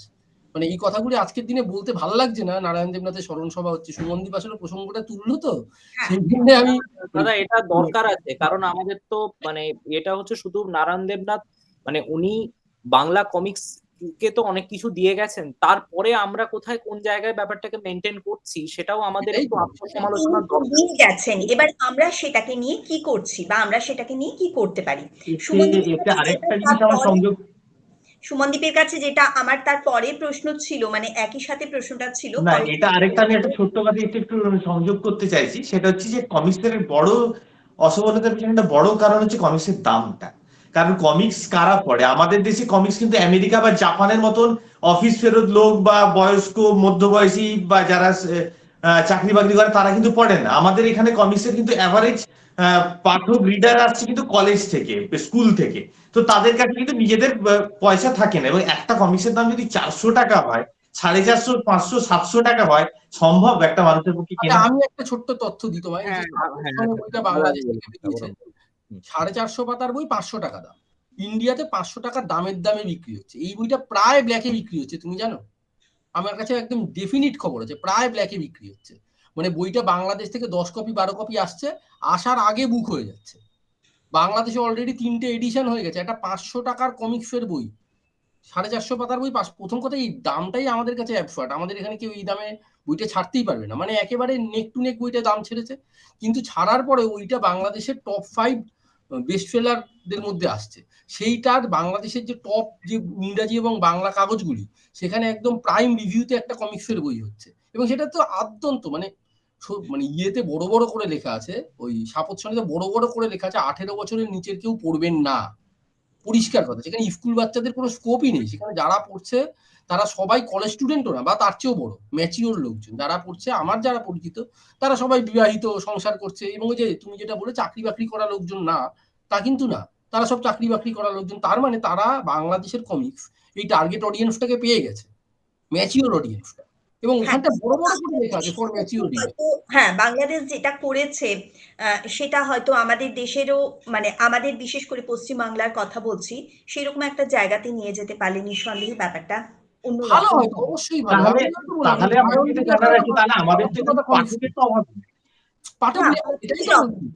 যদি তাহলে ঢাকা কমিক্স এখানে এরকম ভাবে ইনফিল্ট্রেট করতে পারে, মানে আমি সত্যি বলছি, গত 7-8 মাসে লকডাউনের মধ্যে, আর একটু বেশি, গত এক বছরে বাংলাদেশের কমিক্স এখানে কিভাবে ইনফিল্ট্রেট করেছে কারোর কোনো আইডিয়া নেই। এবং এটা কিন্তু গুড, মানে আমি তো বাংলাদেশের কমিক্সকে ছোট করছি না, তারা দেখিয়ে দিচ্ছে কিভাবে ব্যবসাটা করতে হয়। এবার আমরা কবে সেটা দেখে শিখবো সেটা তো আমি জানি না, আমি তো প্রকাশক। আমি যেটা মনে হয় সেটা হচ্ছে বাংলাদেশি কমিক্স বা যেটা বাংলা কমিক্স, প্রথম কথা হচ্ছে বাংলা কমিক্স আগে যদি মার্কেটটা ধরে, এই মার্কেটে আমাদের এন্ট্রি নেওয়ার একটা জায়গা রয়েছে, এটা প্রথম কথা। দ্বিতীয় কথা হচ্ছে, অর্থাৎ যদি আমার একটা মার্কেট তৈরি হয় তবে কিন্তু এই যে তুমি যে কথাটা বলছো একদম খুব অত্যন্ত বাস্তব কথা, রূঢ় বাস্তব, সেটা হচ্ছে যে আজকে একটা বড় পূর্ণ দৈর্ঘ্যের যদি আমি 100 পাতার কি 72 পাতার কি 54 পাতার একটা যদি গল্প করি, তার জন্য কিন্তু একটা ন্যূনতম একটা কিন্তু পরিশ্রম আছে, খরচ আছে। সেটা কি কি রকম? আজকে তুমি চিন্তা করো, আজকে আমি ডাক্তার, আমার একটা স্টেডি ইনকাম আছে, সেখান থেকে আমি এসে আমি এই একটা কাজটা করতে পারি। এরপরে যদি আজকে আমি শুধু আর্টিস্ট হতাম, তাহলে আমি একটা ইলাস্ট্রেশনস করে যে আমি ওই সময়টায় যে আমি ইলাস্ট্রেশন করতাম, সেই সময় আমি কমিক্স কিরকম করবো? কমিক্স একটা ধরো আজকে 54 পাতার কমিক্স কি 72 পাতার কমিক্স, আমি প্রথমে গল্পটা ভাবলাম, গল্পটা আমি কোন পটভূমিতে ভাবলাম সেই জায়গাটার আমি ফিল্ড স্টাডি করতে গেলাম, সেখানে সব ছবি টবি তুললাম, তারপরে আমি দেখলাম ওই পটভূমিতে আমার স্ক্রিপ্টটা বসছে কিনা, তারপরে আমি ফাইনাল স্টোরি বোর্ডিং করলাম, তারপরে আমি আঁকলাম। এবার আঁকার সময়ও গল্প আছে, সেটা হচ্ছে আমার যেহেতু ফিল্ডের বাইরে আমি কোনো কাজ করছি, ধরো আজকে আমি কোনো একটা বাইরের কোনো একটা ব্রিজ নিয়ে কেউ বলতে পারি, বা কোনো একটা অন্য কোনো যে কোনো বিষয়, তন্ত্রমন্ত্র whatever it may be. তো সেখানে যখন আমি সেটাকে ঢোকাচ্ছি আমার গল্পে, তখন সেটা যতটা সম্ভব তথ্য সম্মত হতে হবে, তো সেইটা নিয়ে আমাকে পড়াশোনা করতে হবে। তারপরে আমি সেটাকে আঁকছি, এঁকে ইঙ্কিং করছি, ইঙ্কিং করার পর সেটা কালারিং হচ্ছে, লেটারিং হচ্ছে, ফাইনাল কপিটা যাচ্ছে। এর পেছনে আমার যা এনার্জি এবং সময় খরচ হচ্ছে, মানে আমি একাধারে যদি একজনের কথা বলি, আর যদি টিমের কথা বলি তাহলে তো ছেড়েই দাও, তাহলে তো হয়েই গেল। তো তাহলে কিন্তু অলরেডি যে টাকাটা বা যেটা পাওয়ার কথা, তার তুলনায় কিন্তু সেই টাকাটা মানে তার কত শতাংশ আসবে কিনা সেটা একটা সন্দেহ রয়ে গেছে। তাই তো বলছি, প্রকাশক সেই টাকা দেবেই না, বলবে সে সত্যি কথা তুমি যেটা বলছো যে আজকে কমিক্স এর বই তৈরি হয়ে পড়ে আছে, লোকে কিনছে, এই যে ব্যাপারটা, এটা কিন্তু খুব রূঢ় বাস্তব। এরপরে তবে কি, এই যে আমি একটা কথা আমার মনে হয়, যেটা প্রথম কথা হচ্ছে যেটা, সেটা হচ্ছে এর পেছনে দাদা আমার যেটা, আমি জানি না তুমি একটু ভালো বুঝবে ব্যাপারটা, আমি নিজেও দেখলাম, যেটা আমার নিজের ব্যক্তিগত অভিজ্ঞতা, সেটা হচ্ছে কমিক্স নামটাই একটা মিসনোমার, তো মানে এটাই একটা কিন্তু মানুষকে একটা বিভ্রান্ত করার পক্ষে যথেষ্ট। লোকের ধারণাই হয়ে যায় যে কমিক্স মানে চুটকি গোছের সামথিং কিছু একটা।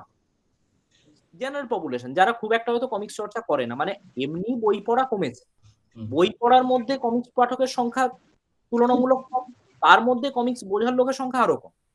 এরপরে যখন তুমি সাপোজ শনে বা এখানে একটা আছে না, তেলা মাথায় যখন তেল পড়ে আর কি, মানে যখন একটা জিনিস ও বিক্রি হচ্ছে মানে ব্যাপারটা যখন হচ্ছে, তখনই লোকের একটা ক্রেজ তৈরি হয়েছে, তাহলে তো বোধহয় কিছু একটা আছে। এবং যদি দামের কথাই তুমি সুমনদীপ যেটা বলছিলে 400-500 টাকা, আজকে আমার একটা স্ট্যান্ডার্ড যে কোনো রেস্টুরেন্টে যখন খেতে যায় মানুষ, তখন কিন্তু তার যে দামের এটা হয়, বা এক ঠোঙা ঝালমুড়ির যে দাম 20 টাকা, তার থেকে কম দামে কিন্তু আমাদের পত্রিকাগুলো বিক্রি হয়। একদম তাই। হ্যাঁ, আজকে যদি তুমি বলো না, আজকে 20 টাকা দিয়ে যদি ঝালমুড়ি কিনতে পারে, 15 টাকা দিয়ে একটা মাসিক পত্রিকা কিনতে পারে না, তো তাতে তো কমিক্স আছে। তো সেই এই যে জায়গাটা, এই যে অ্যাসুরেন্সটা নিশ্চয়ই পাবলিশাররা পাচ্ছেন না। যদি পেতেন তারা কেন ছাপতেন না? তাদের তো লাভ, যত বেশি ছাপবেন তত। না, আমি তোমাকে একটা ছোট্ট ফিল্ড স্টাডি বলছি। শান্তনু বুক ফার্ম খুললো কেন? কমিক্সের বই ছাপবে বলে। তার প্রথম 3টে বই কি? কমিক্স গ্রাফিক্স 1, 2, 3, 4, আর প্রচুর কমিক্সের বই। কমিক্স গ্রাফিক্স 4 পরে আজ অব্দি শান্তনু কোনো কমিক্স গ্রাফিক্স ছাপার কথা ভাবতেই পারছে না। মানে সে তো এখন গোয়েন্দার গল্প, ভূতের গল্প, হাজার গল্প ছাপছে। মানে তাকেও তো ফাস্টিং করতে হচ্ছে, সেও তো চাকরি ছেড়ে ব্যবসায় এসছে। তার মানে কি, আমাদের মার্কেটের কিন্তু সত্যি খুব খারাপ অবস্থা। এবার বাংলাদেশে যে করেই হোক, তারা মার্কেটটাকে কিন্তু তৈরি করেছে বহুদিন ধরে, ঠেলে ঠেলে ঠেলে ঠেলে মার্কেটটাকে তারা তৈরি করেছে। এবার তৈরি করার পরে তারা ওই যে একবার মার্কেট তৈরি হয়ে গেলে যা হয় আর কি। আর তুমি যেটা বলেছো যে তেলা মাথায় তেল, অবশ্যই বাংলাদেশে একটা বই এত নাম করেছে, চলো বইটা নিয়েছে 1000 টাকা হলো, বইটা পড়বো, এরকম একটা ব্যাপার। এটা অবশ্যই আছে। সেখানেই তুমি যদি আজকে একটা 72 পাতার বই করো, দাম রাখো 250 টাকা, যেটা পাওয়া যাবে 200 টাকা দিয়ে, সেটা তো বাবা 250 টাকা দিয়ে কমিক্স কিনবো? যদি ঠিকঠাক হয়, আমি সত্যি বলি, আমি একটু ব্যক্তিগতভাবে বলছি, সায়নকে উদ্দেশ্য করে বলছি। এখানটায় যেভাবে এরা খাটে, ধরো সায়ন যেটা প্রত্যেকটা পাতা করে, লেটারিং করে, কালারিং করে, আমি তো অন্য জায়গায় যাচ্ছি প্লিজ, মানে আমি বলছি আর কি, পার পাতা 2,500 থেকে 3,000 টাকা একটা কমিক্স আর্টিস্টের পেমেন্ট মিনিমাম হওয়া উচিত। মানে আমি খুব দায়িত্ব নিয়ে বলছি, আমি জানি রেটটা, সায়ন তার অনেক কম ভাগের 1 ভাগ পায়।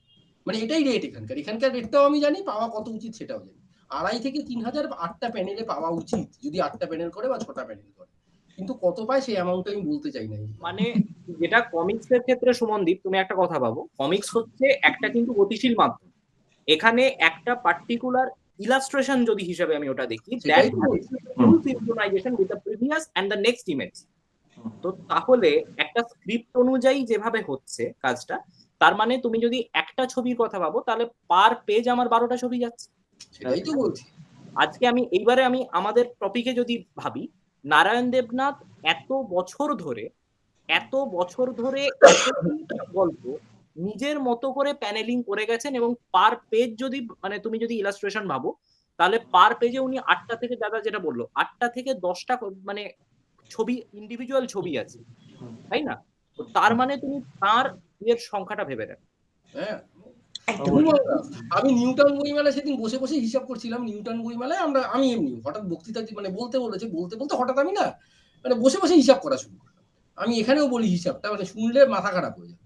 10টা প্যানেল, সায়ন যেটা বললো 10টা প্যানেল, 10টা প্যানেল ইন্টু 2, বাটুলের 2টো, হাদাবোদার 2টো, মানে 20 গুণ 2 মানে 40, নন্টে ফন্টের 2টো, 60 60টা হচ্ছে, প্লাস বাহাদুর বেড়াল হতো 6টা, মানে 60 মানে 66 বা 70 ধরলাম, 70টা ছবি, তার সঙ্গে হেড পিস, তার সঙ্গে ইলাস্ট্রেশন, এই করে আছে। এবার 70টা হচ্ছে 1 মাসে, তুমি শুধু কমিক্স ধরো, হেড পিস ইলাস্ট্রেশন বাদই দিলাম, তাহলে 70টা ছবি আঁকছেন 1 মাসে শুধু কমিক্সের। তাহলে 1 বছরে আঁকছেন 12 কে 12, 24 দিন, 9 4 4 5 84, 840, মানে 900টা কমিক্সের প্যানেল আঁকছেন 1 বছরে। এবার এঁকেছেন 50 বছর, তারপরে 900 সঙ্গে গুণ করো 50, তারপরে তুমি হিসাব করো শুধু কয়টা কমিক্সের প্যানেল তিনি এঁকেছেন, তার মধ্যে কিছু রিজেক্ট হয়েছে, মানে মোটামুটি আমি ধরতে গেলে বেশ কয়েক লক্ষ তিনি প্যানেল এঁকে গেছেন। মানে এটা হিউম্যাঙ্গাস কাজ, ভাবা যায় না। অবশ্যই না, এইখানে একটাই সত্যি ভাবার আছে যে বাংলাদেশে একটা সামাজিক প্রতিকূলতা আছে, একটা ধর্মীয় প্রতিকূলতা আছে, অনেক কিছু আছে। তারপরেও তারা বাংলাদেশের মতন একটা জায়গাতে গিয়ে তারা কমিশন একটা মার্কেট তৈরি করেছে, সেখানে পশ্চিমবঙ্গে আমাদের কিছুই সমস্যা নেই। ওদের মার্কেটটা ভাবা যায় না, ওরা ডিস্ট্রিবিউশনটা যেই লেভেলে করে। তুমি একটু ঢাকা কমিক্সের পেজে যদি কেউ যান, মানে যারা শুনছেন তাদেরও বলছি, তারা দেখবেন দিচ্ছে অমুক পানের দোকানে সামনে যে স্ট্যান্ডটা আছে সেখানে আমাদের ঢাকা কমিক্স পাওয়া যাচ্ছে। মানে এটাই তো হওয়া উচিত। একদমই তাই। নারায়ণ দেবনাথ কিন্তু সেটা দেখিয়ে গেছেন। আজকে খুব সত্যি কথা বলতে, একটা সময় যখন দাদা মনে করো আমাদের যখন আমরা প্রথম যখন বাটুল দিগরে ঢাকা মন্টে ফন্টে পড়তাম, তখন কিন্তু পাড়ার যে কাগজের দোকান বলো, সেখানে বলো, থাকতো। আজকে সেই সময় ছিল, এবং সেই কারণে মানে এরকম আমি অনেক বাড়ি দেখেছি যেখানে গেলে মানে এর সাথে খবরের কাগজের পাশে হয়তো বাটুল দিগরেট বা নন্টে ফন্টে বা হাঁদা ভোঁদাটা রাখা আছে। সেই সবচেয়ে বড় কথা, তখন আমরা নারায়ণ দেবনাথের নামও জানতাম না, কিন্তু বাটুল দিগরেটের নাম জানতাম তখন। একদমই তাই। আর যেটা বর্তমানে হচ্ছে, মানে এটা আমার ব্যক্তিগত অভিজ্ঞতা, যেমন দাদা বলছিল, আমিও একটা বলছি, তোমার এখন খুব এটা কমিক, মানে প্রথম কথা লোকে ওই কি যেন মানে যারা মোটামুটি শুনেছে যে কিছু একটা কাজ কোথায় করে, মানে লেখা আঁকার জগতে কি যেন করো, কার্টুন ফাটুন আঁকো না কি একটা করো, যেন নন্টে ফন্টে আঁকো না। আমি তো কিছুক্ষণ ভাবি যে নন্টে ফন্টে আঁকতে গেলে যে ইয়েটা লাগে সেটা আমার নেই। এবং আরো মজার ব্যাপার, নারায়ণ দেবনাথ মারা যাওয়ার পরে বড় বড় লিডিং হাউস তাকে কার্টুনিস্ট বলে উল্লেখ করলো, যে ভদ্রলোক সারা জীবনে একটি কার্টুন এঁকে যান। তাও তো ভালো দাদা, আমার পরিচিত, আমিও নাম বলছি না, ভদ্রলোক, মানে সেটা খুব দুর্ভাগ্য, মানে এতটাই দুর্ভাগ্য যে তিনি বললেন টেনিদাস স্রষ্টা চলে গেলেন।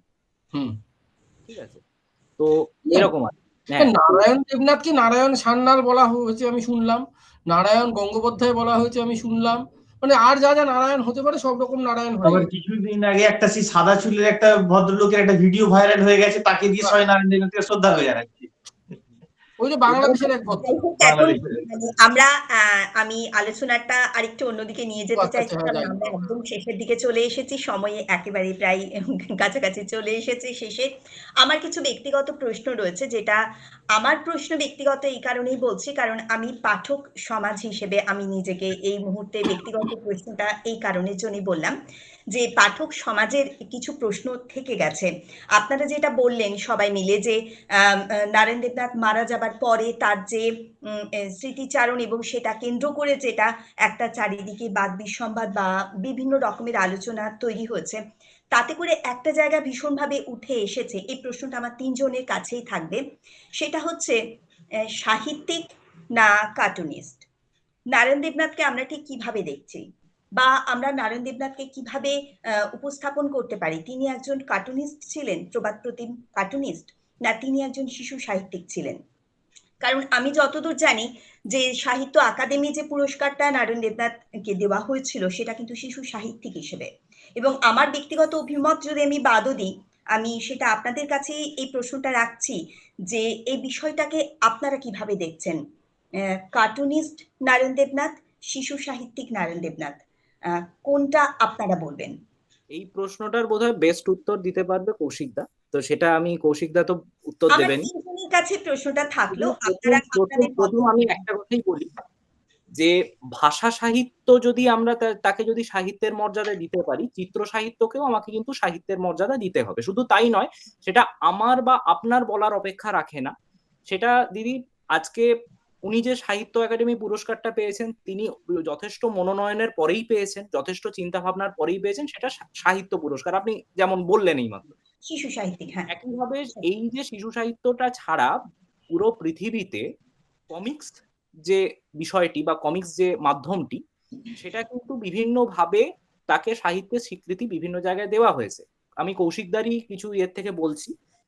এর আগে কিন্তু মাউসটা পুলিৎজার প্রাইজ পেয়েছে, বুকার নমিনেশন পেয়েছে, একাধিক কমিক্স আছে।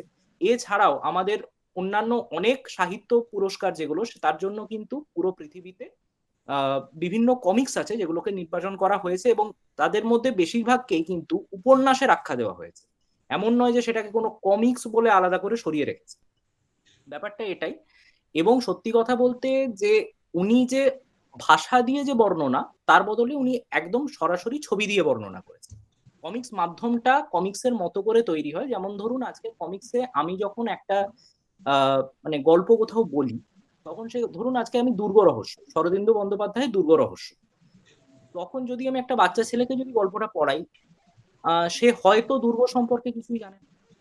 কিন্তু সেটা যখন আমি কমিক্সে, আমি যদি কমিক্স নিয়ে যদি কিছু কাজ করি, কৃষ্ণদ্বীপের রহস্যে যখন তো দুর্গের কথা আছে টিনটিনের, সেখানে কিন্তু দুর্গর একটা সম্পূর্ণ ছবি আছে, সেখানে কি ধরনের তার চারপাশে কিরকম সমুদ্রের ঢেউ খেলে যাচ্ছে, সেখানে কিরকম এই যে এক্সিকিউশনটা, তাকে আমরা ভাবতে, তার যে কল্পনাটা, সেটাকে আমরা গাইড করছি। তার কল্পনা এবার গল্পটা পড়তে পড়তে নিজের পথে চলবে।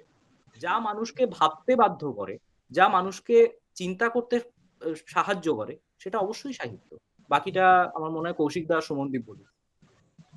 না, আমি একটু বলি। সেটা হচ্ছে, প্রশ্নটা হচ্ছে নারায়ণ দেবনাথকে কার্টুনিস্ট বলবো না সাহিত্যিক বলবো। তাতে প্রথম বলি, কার্টুনিস্ট বলার তো কোনো প্রশ্নই ওঠে না। যে লোকটা সারা জীবনে একটাও কার্টুন আঁকেনি, তাকে কার্টুনিস্ট কি করে বলবো? তাহলে তো নারায়ণ দেবনাথকে ভালো গাইয়ে বলতে হয়। মানে উনাকে কার্টুনিস্ট বলতে গেলে উনাকে ভালো সঙ্গীত শিল্পী বা নৃত্যশিল্পীও বলতে হয় একই একদম, সঙ্গে। আমি আপনার সাথে সহমত। যাই হোক, মানে কার্টুনিস্টটা মানে বলার কোনো অর্থ নেই। কারণ আমি একটা কথা বলি, যেই লোকটা ছবি আঁকতে জানে, যেই লোকটা ছবি আঁকতে জানে, তার মানে সে সবকিছু জানে তা না। আজকে একটা রবীন্দ্রসঙ্গীত শিল্পীকে আপনি কি ভালো ক্লাসিক্যাল গান যদি বলা হয়, সে যেরকম এম্বারাসড হবে। আজকে সায়নের উদাহরণ দিচ্ছি, তার কোনো আমাদের সঙ্গে আছে। সায়নকে যদি আমি বলি, তুমি ভাই পলিটিক্যাল কার্টুন দুর্দান্ত হয়ে গেছো, সায়ন প্রচন্ড এম্বারাসড হবে। জীবনে একটাও পলিটিক্যাল কার্টুন না। এবার যারা পলিটিক্যাল কার্টুন আঁকেন, কথার কথা সতীশ আচারিয়া, তাকে যদি কেউ বলে আপনার কমিক্স গুলি দারুণ হচ্ছে, তিনিও একইভাবে এম্বারাসড হবে। আঁকা মানেই সবকটা একরকম আঁকা না, আঁকার মধ্যেও তো অনেক রকম মানে মানে পার্থক্য আছে। তার মধ্যে কার্টুন একটা আর্ট ফর্ম, অবশ্যই একটা আর্ট ফর্ম। এবারে কমিক্স যেটাকে বলছি, আমি খুব বেসিকে প্রশ্নটা যাই, তাহলে সায়নের কথার সঙ্গে আমি একমত হয়েই বলছি। কমিক্স যেটাকে বলছি, সেইটা কিন্তু আসলে সেটা গ্রাফিক রিটেলিং।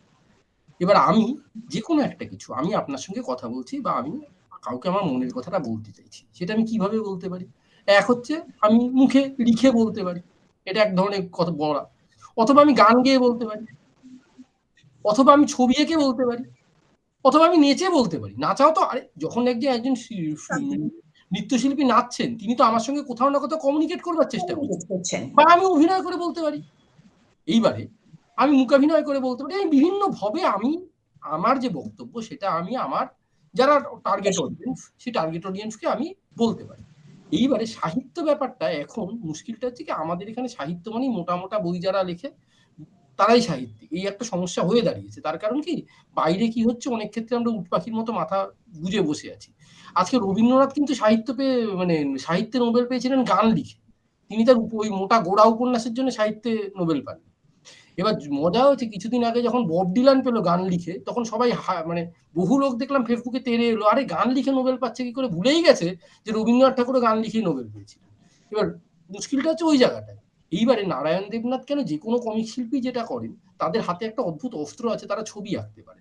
তারা সেই প্রাচীনতম মানে ফর্মটা নেন, যেই প্রাচীনতম ফর্মে মানুষের সঙ্গে কথা বলতে পারে। যে কোনো সাহিত্যিক, পৃথিবীর যে কোনো সাহিত্যিক কেন সাহিত্য লেখে, যাতে সে মরার পরেও তার কথাগুলি থেকে যায়। এইবারে প্রাচীনতম সাহিত্যের যে রূপ, সেই সাহিত্যের রূপ ছিল হচ্ছে গ্রাফিক রিটেলিং। সেই গ্রাফিক রিটেলিং ছিল বলে আমরা আজকে মানে পুরনো যে আদিম মানুষের যে গুহায় আঁকা ছবিগুলি, সেগুলি দেখে বুঝতে পারি যে তারা কিভাবে শিকার করতো। তারা কিন্তু কোনো কথাই আমাদের লিখে যাননি যে আমরা কিভাবে শিকার করতাম, তারা ওই গ্রাফিক রিটেলিং বলেছেন। এবং মজার ব্যাপার, তার সঙ্গে কমিক্সের অদ্ভুত মিল। বাড়ি থেকে আমরা বেরোলাম, একটা ছবি, তারপরে আমরা একসঙ্গে ম্যামথের কাছে গেলাম, আরেকটা ছবি, আমরা ম্যামথকে চারদিক থেকে ঘিরে ধরলাম, তারপরে ম্যামথ মরে গেল, তারপর ম্যামথকে নিয়ে এলাম, সবাই মিলে আগুনে পুড়িয়ে খেলাম। এটা কি? এটা হচ্ছে মানে oldest form of story telling. এবার এই oldest form of story telling যারা করছেন, তাদেরকে আমি সাহিত্যিক বলবো না, তাদেরকে আমি আরো একটা কিছু নাম দেবো। এইটা অনেক পরের ধারণা এবং এটা অনেক ভ্রান্ত ধারণা। এইটা নিয়ে বলে এবং মজাটা হচ্ছে কি, আজকে যে কজন দেখবেন তারা দেখবেন, দেখে মাথা নাড়বেন, নেড়ে চলে যাবেন। কারণ আমি এই নিয়ে বহু জায়গায় লেখারও চেষ্টা করেছি, বলারও চেষ্টা করেছি। মানুষের ধারণা খুব বেশি বদলায় না, এখন বলা ছেড়ে দিয়েছি। তা তারা ওই মানে এইটা দেখার পরে বলবেন, বা আজকে কার্টুনিস্ট নারায়ণ দেবনাথের একটা ভালো আলোচনা দেখলাম আর কি। সে হবে, আর কিছু করার নেই, আমাদের কিছু জিনিস মাথায় ঢুকে গেছে। সুতরাং সাহিত্যিক অবশ্যই, হ্যাঁ এটা সত্যি কথা, যারা কার্টুনিস্ট হন তাদেরকে সেই অর্থে সাহিত্যিক বলা যায় না। তার কারণ তারা একটা গ্লিমস ধরেন, তারা একটা মুহূর্তকে ধরে। একটা মুহূর্তকে যদি কেউ ধরে, তাকে হয়তো সাহিত্যিক বলা যাবে না। কিন্তু যে নাকি একটা গোটা গল্প বলতে, তাকে অবশ্যই সাহিত্যিক বলতে হবে। কারণ কার্টুনিস্টের কাজ হচ্ছে একটা মুহূর্তকে ধরা, একটা মুহূর্তের মধ্যে গোটা ব্যাপারটাকে যতটা সাম আপ করা যায়। কিন্তু যারা নাকি স্টোরি টেলার, সায়নের কথাই উদাহরণ দিচ্ছি, তার একটা ওপেনিং থাকে, তার একটা ভ্যান্টেজ পয়েন্ট থাকে, তার একটা ক্লাইম্যাক্স থাকে, তার একটা এন্ডিং থাকে। গল্পেও তাই থাকে। তো পার্থক্যটা কোথায়? যাই হোক, এইটুকুই হচ্ছে কথা, মানে এটাই বলার ছিল আর কি। সুমনদীপ বলতে পারে। সুমনদীপের কাছে আমি কিছু শুনবো। কমিক্স আর্টিস্টকে সাহিত্যিক বলা, এটা কিন্তু আমাদের দেশ বাদ দিয়ে বাকি সারা পৃথিবীতে ছড়িয়ে পড়েছে। কারণ স্ট্যানলি সাহিত্যিক, লেখাই আছে, তার উইকিপিডিয়া পেজে গেলেই আপনারা দেখতে পাবেন। স্টিভ ডিটকোকে না হয় বলা হয় না, কারণ তিনি শুধু ছবিটাই আঁকতেন। এছাড়া আপনি যদি জাপানের দিকে যান, জাপানে মাঙ্গা যেটা, সেখানে কিন্তু সমস্ত মাঙ্গাগুলোই সাহিত্য। জাপানের লিটারেচার বলতে ম্যাক্সিমাম লোক মাঙ্গাই বোঝে। ওইখানে ট্রেনের টিকিট বুক করছে, তার পাশে একটা স্টল আছে মাঙ্গা স্টল, এবং জাপানে বড় বড় মাঙ্গা স্টল আছে। এবং মাঙ্গা ছাড়া জাপানে আর কোনো সাহিত্য মানে খুব কম আছে। এবং এই মুহূর্তে জাপানের যেটা মাঙ্গা সেল হয়, যেটা রেভিনিউ, ইয়ারলি রেভিনিউ যেটা জেনারেট করে, সেটা হচ্ছে $600 $1 মার্কিন ডলার রেভিনিউ জেনারেট করে অনলি ফর মাঙ্গা দিয়ে। মাঙ্গা ছাড়া কারো স্টোর হয় না, মানে ছোট ছোট ছোট ছোট করে বইগুলো, মানে হাজারটা দোকান পরপর রাখা আছে। সেটা বাস স্ট্যান্ডের পাশে একটা মাঙ্গা স্টল করে দেওয়া আছে, তাদের ট্রেনের পাশে বুলেট ট্রেন ছুটছে তার পাশে মাঙ্গা স্টল করে দেওয়া আছে, একটা রেস্টুরেন্টের পাশে একটা ছোট্ট করে বুক কর্নার করে আছে, চারদিকে মাঙ্গা। এবং এই মাঙ্গা থেকে কিন্তু অ্যাডাপ্টেশন করে বড় বড় সিনেমা হয়েছে, যে সিনেমাগুলোর থেকে অস্কার পেয়েছে। Grave of the firefly, manga, এই ধরনের প্রচুর করেছে। এবং এরা কিন্তু এটাকে আছে সাহিত্য হিসাবে কাজ করছে। এবং বড় বড় মাঙ্গা আর্টিস্টরা বুদ্ধা, ওই রকম হ্যাঁ, একটা ওসামু তেজুকার বুদ্ধা, হুম, ভাবা যায় না কি কাজ। অসাধারণ একটা মাঙ্গা থেকে অ্যাডাপ্টেশন হয়েছে, যে আমাদের ইওর নেম বলে একটা সিনেমা, যেটা অস্কারের জন্য নমিনেশন পেয়েছে। অসাধারণ। তো এগুলো সমস্ত কিছু হচ্ছে মাঙ্গা থেকে। এবং মাঙ্গা কিন্তু ওদের সাহিত্যেরই একটা পার্ট। একটা গল্পকে আমি বলছি, যে আমি যেভাবে খুশি একটা গল্পকে বলতে পারি। সবসময় আমাকে লিখেই গল্পটাকে বোঝাতে হবে এমন কিন্তু কোনো মানে নেই। সাহিত্যে যেরকম অসংখ্য ভাগ আছে, যে ছোট গল্প, বড় গল্প, উপন্যাস, কবিতা, সবকিছুই সাহিত্যের ভাগ। কমিক্সও কিন্তু সাহিত্যেরই একটা ভাগ, কারণ সেখানে আমাদের কি করছে, আমাদের একটা গল্পকে বলছে, একটা ঘটনাকে বলছে। এবং রবীন্দ্রনাথ সাহিত্যের যে ডেফিনেশনটা দিয়েছেন, সেই ডেফিনেশনটাকে ধরে ধরে যদি আমি অ্যানালাইসিস করি, তাহলে কিন্তু আমি দেখবো কমিক্সের সাথে একদম খাপে খাপ মিলে যাচ্ছে। রবীন্দ্রনাথ কি বলছেন? ক্ষণকালের জিনিসকে চিরকালের করে রাখতে যেটা সাহায্য করে সেটাই সাহিত্য। ক্ষণকালের জিনিস, একটা সাময়িক কোনো ঘটনা, যেরকম কেলটুদা একটা ওষুধ আবিষ্কার করেছে টাকের দুশ্মন, যেটা চুল গজাবার কাজ ছিল, সেটাতে মাখতে গিয়ে লোকের চুল উঠে গেছে। একটা সাময়িক ঘটনা বা একটা কোনো ছোটখাটো কোনো ঘটনা, সেটাকে আমি চিরকালের করে রেখে দিই সারা জীবনের মতো। সাময়িক জিনিসকে চিরকালের করে তোলাকে সাহিত্য বলে। আমি রবীন্দ্রনাথ এটা বলেছি, এটা সাহিত্য, আমি যে কোনো আমাদের সাহিত্যের ইতিহাস গ্রন্থ খুলে দেখিনি, এই এই লাইনটাই আপনি পাবেন। তাছাড়া রবীন্দ্রনাথ আরেকটি সংজ্ঞা দিয়েছে, ছোট গল্পের সংজ্ঞা হিসেবে তিনি বলেছেন, সহস্র বিস্তৃতি রাশি প্রত্যহ যেতেছে ভাসি, তারই দু চারটি অশ্রুজল, নাহি বর্ণনা ছটা ঘটনার ঘনঘটা, নাহি তত্ত্ব নাহি উপদেশ, অন্তরে অতৃপ্তি রবে, সাঙ্গ করি মনে হবে শেষ হয়ে হইল না সে। এবার নন্টে ফন্টে হাদা ভদা বাটুলের সাথে আপনি মিলিয়ে নিন, দেখুন লাইন মিলে যাচ্ছে। ছোট ছোট ঘটনা, নাহি বর্ণনার ছটা, নাহি ঘটনার ঘটঘটা, ছোট ছোট ঘটনা সিম্পল হইতে যাচ্ছে, এবং শেষ হওয়ার পরে আমাদের মনে হয় যে আরেকটা পড়ি, অন্তরে অতৃপ্তি রয়ে যাচ্ছে। তো সাহিত্যের যে ডেফিনেশন বা বড় বড় যারা সাহিত্যিকরা আছে তারা যে যে ডেফিনেশন গুলো দিয়েছে, আপনি দেখে নিন একবার, যে সেই ডেফিনেশনের লাইনের সাথে মিলিয়ে আমাদের কমিক্স কিন্তু মিলে যাচ্ছে। মেলাটাই স্বাভাবিক, মেলাটাই স্বাভাবিক, কারণ কমিক্সের কাজও একটা গল্পকে বলে। এন্ড অফ দ্য ডে সে একটা নিখাদ বিশুদ্ধ গল্পকে বলছে, তার সাথে কি করছে, সে আমাদেরকে ভিজুয়ালাইজ করাচ্ছে, জিনিসটাকে আমরা চোখের সামনে দেখতে পাচ্ছি। সাধারণ গল্প পড়লে কি হয়, যে লেখাগুলো আছে এবং সেটাকে আমাদেরকে মানুষ চোখে আমাদেরকে সেই জিনিসটাকে দেখতে হয়। কমিক্সের ক্ষেত্রে সেটাও নয়, কমিক্সের ক্ষেত্রে আমাদেরকে যিনি গল্পটা বলছেন তিনি আমাদের ছবিটা এঁকে আমাদেরকে দেখিয়ে দিচ্ছেন, আমরা সেই জগতের সাথে আরো বেশি নিজেদেরকে রিলেট করতে পারছি।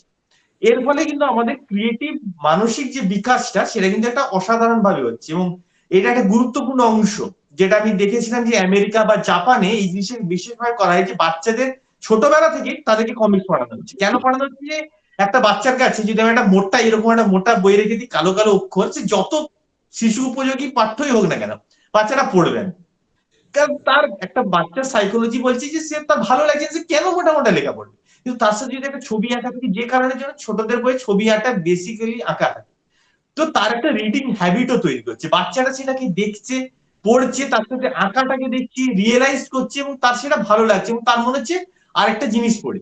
সত্যি কথা বলতে কি, যে আমি যে বই পড়তে ভালোবাসি বা বই যে পড়ি, তার মূল কারণ কিন্তু ছিলেন নারায়ণ দেবনাথ। তখন ওই ছোট ছোট বইগুলো পড়তাম, এবং পড়ার যে হ্যাবিটটা, বাংলা ভাষার সাথে যে পরিচয়টা, যে আমি কি একটা বাক্য পড়ছি, ছোট বাক্য কিন্তু পড়ছি, তার সাথে একজন মানুষের এক্সপ্রেশন দেখছি, ছবি দেখছি, এই পুরো জিনিসটা একটা মাইন্ডের মধ্যে একটা ইমপ্রেশন ক্রিয়েট করছে।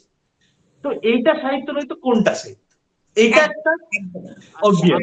আর একটা দুটো পয়েন্ট অ্যাড করব, সেটা হচ্ছে প্রথমত কমিক্সে একটা জিনিস হয়, এই যে যেহেতু ভিজুয়াল স্টোরি টেলিং এর ব্যাপারটা থাকে, সেই কারণে আমরা অনেক সময় সমকালকে ধরতে পারি। যেমন আমরা আর্চি কমিক্স যদি দেখি, সে আর্চি কমিক্স কিন্তু দীর্ঘদিন ধরে চলে আসছে, মানে যে সময় দ্বিতীয় বিশ্বযুদ্ধ সেরকম সময়ও আর্চি ছিল, এখনো আর্চি আছে। তো যে সময়ের ঘটনা, সেই সময়ের পোশাক পরিচ্ছদ, সেই সময়ের লাইফস্টাইল, সেটা কিন্তু ওই কমিক্সের ক্ষেত্রে খুব নিখুঁতভাবে উঠে আসে, কারণ সেটা একটা গ্রাফিক ডেসক্রিপশন, একদম কিন্তু কোনো ভাষাগত ইয়ে নয়। এটা প্রথম কথা। তো সুতরাং এটা আমি সুমনদীপের সাথে একটা অ্যাড করব।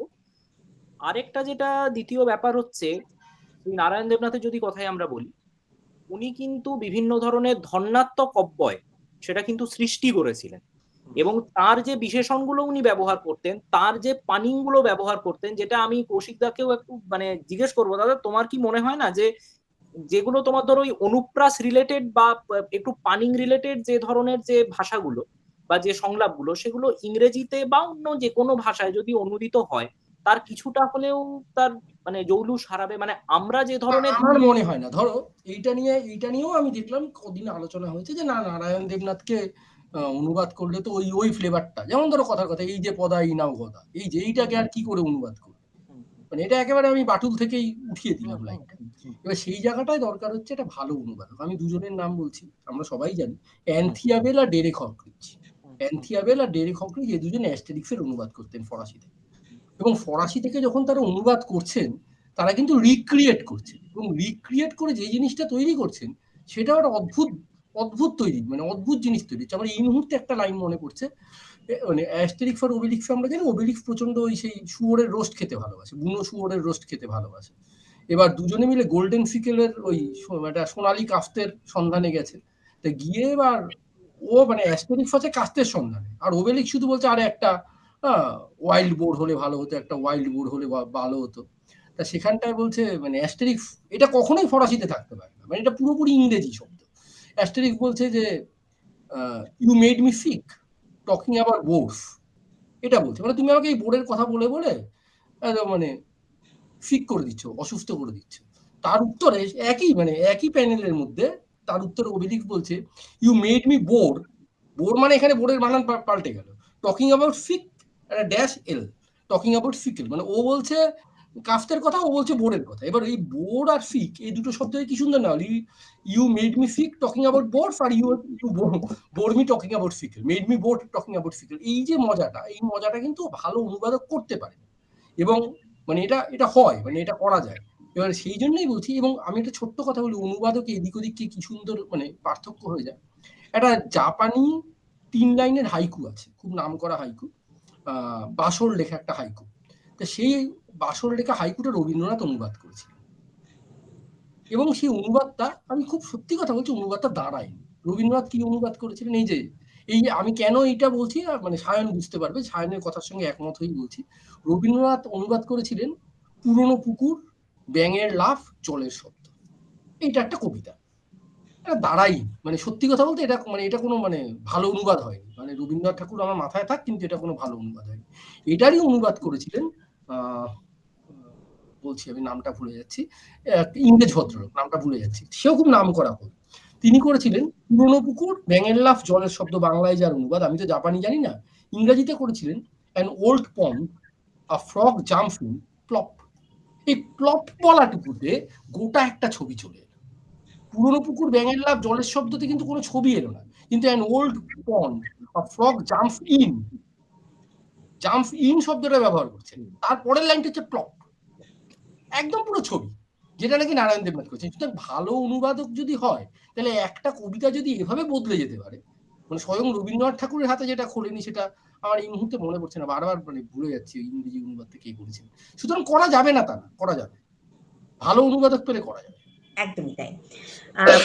আমরা একেবারে অনুষ্ঠানের শেষে চলে এসেছি, এখনো বিশ্বদ্বীপের কাছে আমি যেতে পারিনি। এবারে বিশ্বদ্বীপের কাছে যাবার আগে আপনাকে একটা আমার প্রশ্ন রয়েছে, সেটা হচ্ছে যে আপনি একটু আগে কথার প্রসঙ্গে একটা সিনেমার কথা বললেন, টারজান সিনেমার কথা, এবং যেখানে ছোড়া বদলের একটা রেফারেন্সের কথা বললেন।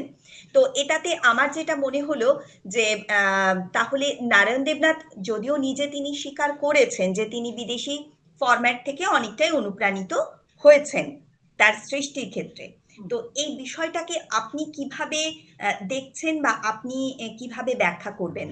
এই মানে প্রথম কথা আমি একটা খুব পরিষ্কার কথা বলি, সেটা হচ্ছে ইতিহাসটা যদি আমাদের একটু ঠিকঠাক ভাবে জানা থাকে না, তাইলে আমার মনে হয় এই যে ফেসবুক বিপ্লবগুলি হচ্ছে, এই বিপ্লবগুলি বন্ধ হয় আর কি। মানে ইতিহাসটা আসলে মুশকিল কি, আমরা ইতিহাস জানি না। এইবারে যেটা হচ্ছে, ঘটনাটা কি হচ্ছে, ডেফ পারেড ড্যানের একটা প্যানেল আছে, যেই প্যানেলটাকে উঠিয়ে বাটুলের প্যানেলের সঙ্গে মিলিয়ে ফেসবুকে চরম বিপ্লব চলছে।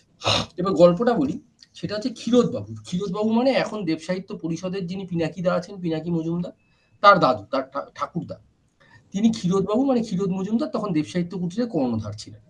এবার দেব সাহিত্য কুটিরে পূজা বার্ষিকী, এটা কিন্তু আমি একদম জেনে বলছি, পিনাকিদাও এটা কনফার্ম করেছেন, দেবদেউলের পূজা বার্ষিকী হচ্ছে। পূজা বার্ষিকী হওয়ার সময় গোটা পেজ ফেট আপ হয়ে গেছে, তখন তো আর এরকম কম্পিউটারে পেজ ফেট আপ হতো না, গ্যালি প্রিন্ট হতো, গ্যালি প্রিন্টে পেজ ফেট আপ হচ্ছে, হয়ে সব পেজ ফেট করে একটা পেজের তলায় একটা বড় অংশ ফাঁকা হয়ে গেছে। ক্ষীরোদবাবু ওই জায়গাটায় কি ভরবেন বুঝে উঠতে পারছেন না, নারায়ণবাবুর ইলাস্ট্রেশন শেষ, উনি তখন নারায়ণবাবুকে বললেন যে তুমি তাহলে এই জায়গাটায় একটা ছবি এঁকে দাও। নারায়ণবাবু বললেন আরে ছবি কি আঁকা যায় নাকি, লেখার তলায় ছবি আঁকা যায়? তখন বললো তাহলে কি করবে, তা নারায়ণবাবু করলেন কি 3টে ছোট ছোট প্যানেলে কাকের ওই যে জলের মধ্যে পাথর ফেলে জল খাওয়ার যে গল্পটা, সেই গল্পটা এঁকে দিল। ক্ষীরোদবাবু ভাবলেন বাহ, এই লোকটাকে দিয়ে তো এই কাজও করানো যায়, কমিক্স করানো যায়। এইবারে কি কমিক্স করাবো, এইখানটায় এন্ট্রি হলো ক্ষীরোদবাবুর মেয়ের। ক্ষীরোদবাবুর মেয়ে অক্সফোর্ডে পড়াতেন, এবং যখন অক্সফোর্ড থেকে আসতেন ক্ষীরোদবাবুর মেয়ে এবং ক্ষীরোদবাবুর সেই মানে মেয়ের যে ছেলে, তারা অক্সফোর্ড থেকে প্রচুর ড্যান্ডি এবং বিনো কমিক্স সঙ্গে করে নিয়ে আসতেন। ক্ষীরোদবাবু সেই কমিক্সগুলি দেখেছেন, উনি নারায়ণবাবুকে অনুরোধ করেন বা বলেন যে তুমি তো কমিক স্ট্রিপ করতে পারো। নারায়ণবাবু কিন্তু তখনও সেই অর্থে কমিক্সের সঙ্গে তার কোনো এক্সপোজারই নেই। তখন উনি বলেন যে আমি তাহলে কি করে কমিক্স করবো, আমাকে তো একটা, নারায়ণবাবু চিরকাল রেফারেন্স ওই যে বললাম টারজানের গল্পটা, উনি টারজান দেখে রেফারেন্স নিয়েছেন, তা উনি তখন বলেন আমাকে কিছু রেফারেন্স দাও, যেগুলির মতো আমি তো জানি না, আমি তো সেই অর্থে কোনোদিন, তখন আমাদের দেশে তো অ্যামাজন ছিল না রে ভাই, তখন তো কোনো কোথাও থেকে পেতে হবে। তা ক্ষীরোদবাবু তার সেই ওই মেয়ের যে নিয়ে আসা ড্যান্ডি এবং বিনো কমিক্সগুলি, সেগুলি কিন্তু নারায়ণবাবুকে দেন রেফারেন্স হিসাবে ব্যবহার করার জন্য। এবং ক্ষীরোদবাবুর যে কমিক্সগুলি, এটা কিন্তু আমি যেটা বলছি এটা কিন্তু এমন না নারায়ণবাবু বলছেন, এটা পিনাকিদাও কনফার্ম করেছে আমাকে।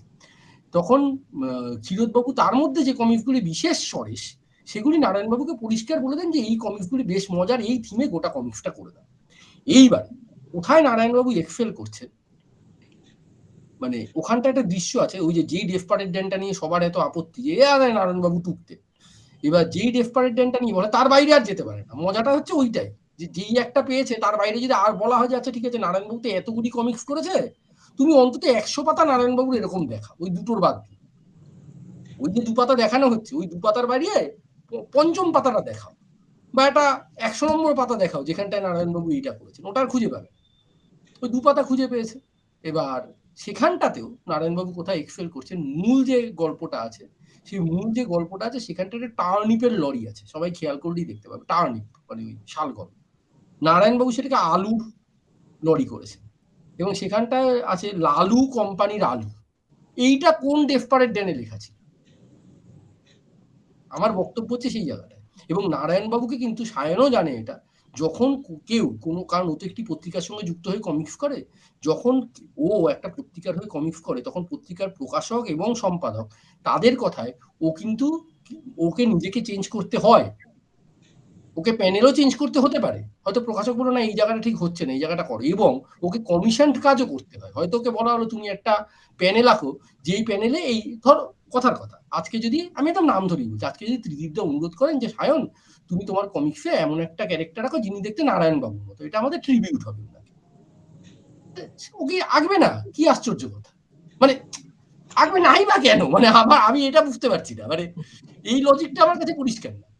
নারায়ণবাবু তো, তাও তো সায়নের একটা ডাক্তারি করে একটা অন্য পয়সা আছে, নারায়ণবাবু তো সেই উপায় ছিল না, উনার তো ওখান থেকেই পেটে রুজিতে আসতো। সেখানে যখন সম্পাদক তাকে বলছেন হাতে একটি ড্যান্ডি কমিক্স দিয়ে, যে কমিক্সটি তার মেয়ে তাকে এনে দিয়েছে যে তুমি এইটার মতো করে একটা কমিক্স ফেঁকে দাও, তা সে কি করবে? বলবে আমি আপনার চাকরি ছেড়ে দিয়ে চলে যাবো, আমি আজকে ওই আমি রেজিগনেশন যেটা বলেছিলাম দাদা, যে মানে নিজের তাগিদ নয়, পত্রিকার তাগাদা। মানে আমি বুঝতে পারছি না, মানে এই ব্যাপারটা সায়নরা ভালো বুঝবে। টাকা দাও এবং একটা নতুন কিছু সৃষ্টি, একটা আলাদা রকমের উনি এবং সবচেয়ে মজার ব্যাপার হচ্ছে ওই যে দুটি পাতা, ওই দুটি পাতার বাইরে এই যে 2 লক্ষ পাতা রয়েছে, সেই পাতায় কিন্তু কেউ আর আলোচনা করে না। ওই, এবং আমি জানি এই যে আলোচনাটা হচ্ছে যারা যত প্রমাণ দেয় ওই ডেসপারেট ড্যানের দুটি পাতা, মানে এটা একটা মজা যে এত গবেষক আছে। এবং সবচেয়ে হাস্যকর ঘটনা হয়েছে ওই ডেসপারেট ড্যানের ওই, মানে এটা হচ্ছে ওই যে বলে না নিজের, মানে নিজের তর্কের, আমি একটা সত্যজিতের টেলিগ্রাম করে পরে ফেঁসেছিলাম, আর এইটাও তাই, কমিক্স পৃথিবীতে প্রথম আমি ডেসপারেট ড্যানের ঘটনার কথা উল্লেখ করি আমার নিজের বইয়ে 2015 সালে, লোকজন খুব সম্ভবত ওই বই থেকেই জেনেছে, তারপরে খুলে দেখেছে, তারপরে এখন তারাই দেখি বড় বড় বিপ্লবী সেজেছে। এবার তাদের যদি বলি যে আর দুটি পাতা দেখাও তো ভাই, বা ওই, কারণ ওই যে দুটো পাতা, যে দুটো পাতা, সেই দুটো বইতে অরিজিনাল বইটা কিন্তু নারায়ণবাবুর বাড়ি থেকেই আমি এনে দেখেছিলাম। এইবার তারপর যাই হোক ওইটা আমি স্ক্যান করিনি, কেউ এটা স্ক্যান করেছে বা দেখেছে, কিছু একটা করেছে, আমি নারায়ণবাবুর বাড়িতে দেখেছি। এবং ঘটনা হয়েছে নারায়ণবাবু অন্যান্য কাজগুলির সঙ্গে যদি ডেসপারেট ড্যান বা বিনোর ওই কমিক্সগুলি দেখা যায় এতটাই ডিফারেন্স যে এটা এইরকম অনুপ্রেরণা হাজারে হাজারে দেখা, শুধুমাত্র হ্যাঁ। এবার ওইটার ক্ষেত্রে কি হয়েছিল আমি খুব পরিষ্কার বললাম, ক্ষীরোদবাবু পরিষ্কার হাতে দিয়ে বলেছেন যে তোমাকে এরকম ভাবে আঁকতে হবে, তবে উনি কি করবেন? চাকরি ছেড়ে দেবেন? কে খাওয়াবে উনাকে? ওর তো আর আমাদের মতো, আমার যেরকম একটা ফিক্সড চাকরি আছে, সায়নের একটা ফিক্সড চাকরি আছে, উনার কি ছিল? উনাকে তো আরো বেশি কম্প্রোমাইজ করতে হয়নি, এটাই আশ্চর্য ব্যাপার। আর আজকে যারা মানে ফেসবুকে বিপ্লব করছে তারা খাওয়াতো, তারা তো মানে 10 বছর 5 বছর আগে চিনতই না নারায়ণ দেবকে সেই অর্থে। মানে এগুলি খুব মানে হাস্যকর ঘটনা, যারা বলছে তাদেরকে, সবচেয়ে মজার কথা কি, খুব খারাপ ভাবে বলছি, এটা তর্কের জায়গায় চলে আসছে, যারা বলছে তাদেরকে মানুষ চেনেই না। এবার এই নারায়ণ দেবনাথে মারা যাওয়া এই ঝগড়াটা করে তারা একটু নিজেরা পরিচিত হচ্ছে, এটা লাভ হচ্ছে।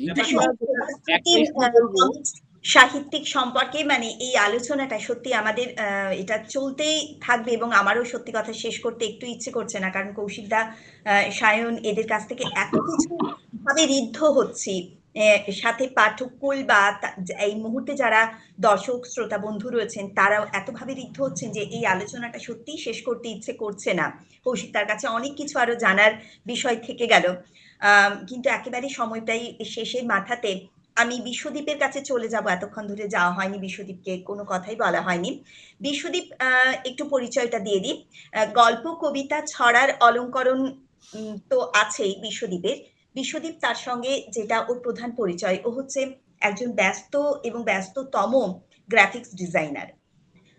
বিশ্বদীপ, আমি যতটা জানি তোমার সাথে নারায়ণবাবুর একটা পরিচয় ঘটেছিল, এবং তুমি সুমনদীপ, তোমাদের যে বন্ধুত্বের একটা জায়গা রয়েছে এবং যে পরিচয়ের নারায়ণ দেবনাথ বাবুর কাছে তোমরা যে গেছিলে, আমি সেই বিষয়ে তোমার কাছে একটু কিছু জানতে চাইছি, এবং সেই সময় সুমনদীপও তুমিও যদি এই বিষয় নিয়ে একটু কথা বলো।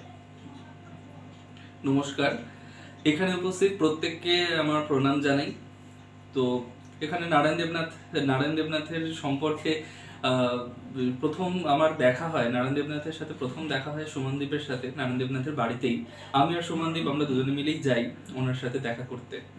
তো যাওয়ার পর ওনার যে আতিথেয়তা, মানে উনি ওনার বাড়ির লোকের মানে এতটাই সুন্দর, মানে সেটা বলে বোঝানো যায় না, বলে ভাষায় প্রকাশ করা যায় না, এতটাই সুন্দর। একজন এত বড়, একজন এত নামি মাপের শিল্পী, তার সঙ্গে যে এরকম সামনাসামনি দেখা হবে, সর্বোপরি আমি প্রথমে এই কথাটা ভাবিনি যে কোনোদিন দেখা করতে পারবো এইভাবে, এত সহজভাবে তার সাথে দেখা করা যাবে।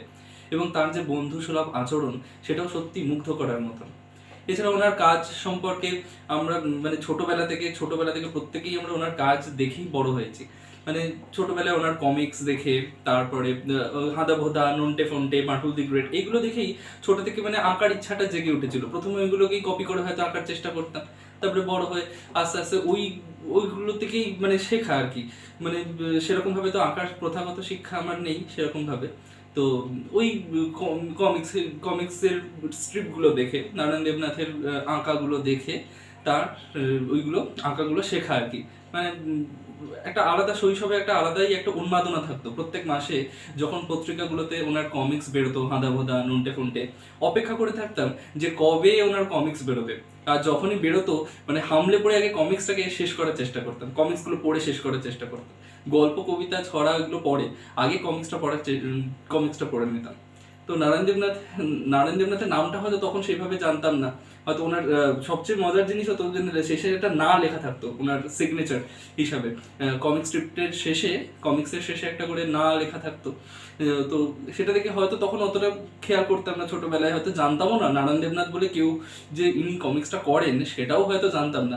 ভাবতাম যে বাহ কি সুন্দর জিনিস। কিন্তু পরবর্তীকালে বড় হয়ে আমি নারায়ণ দেবনাথ সম্পর্কে আরো বেশি জানি, মানে ওনার সমস্ত কিছু বিষয় সম্পর্কেও জানতে পারি। তো তো ওনার যে সৃষ্টি, ওনার যে হাঁদা ভোঁদা, বাটুল দি গ্রেট, এগুলো থেকে যাবে।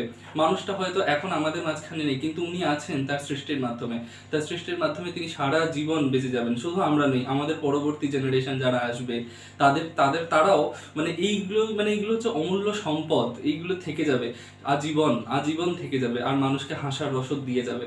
এটাই, আর কিছু না।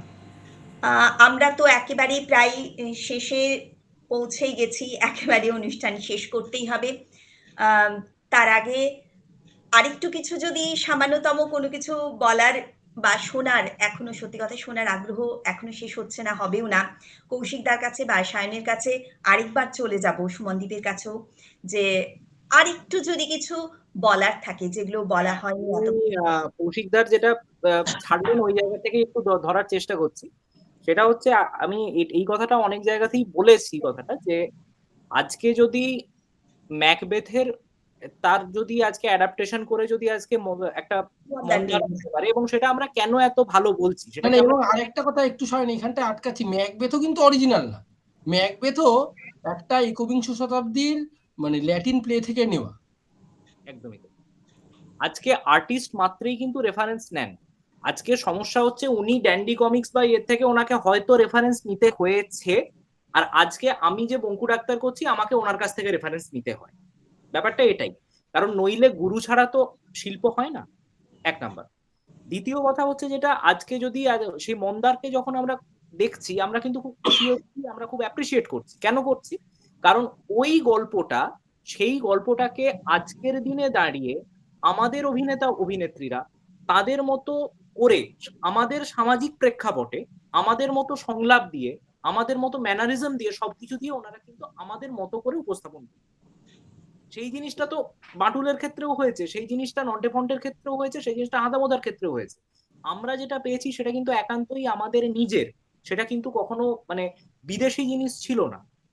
আমাদের যে হাদা ভোঁদা, আমাদের নন্টে ফন্টে, আমাদের বাটুল আমাদের মতো করেই আছে, আমাদের মতো করে কথা বলেছে, পাড়ার চাঁদা দিতে চেয়েছে, তারা আমাদের ভারত পাকিস্তান যুদ্ধে বাটুল আমাদের হয়ে লড়াই করেছে। এই যে ব্যাপারটা, এটা কিন্তু বিদেশি কমিক্সে থাকবে না, এটা আমাদের একান্ত ভাবেই নিজস্ব।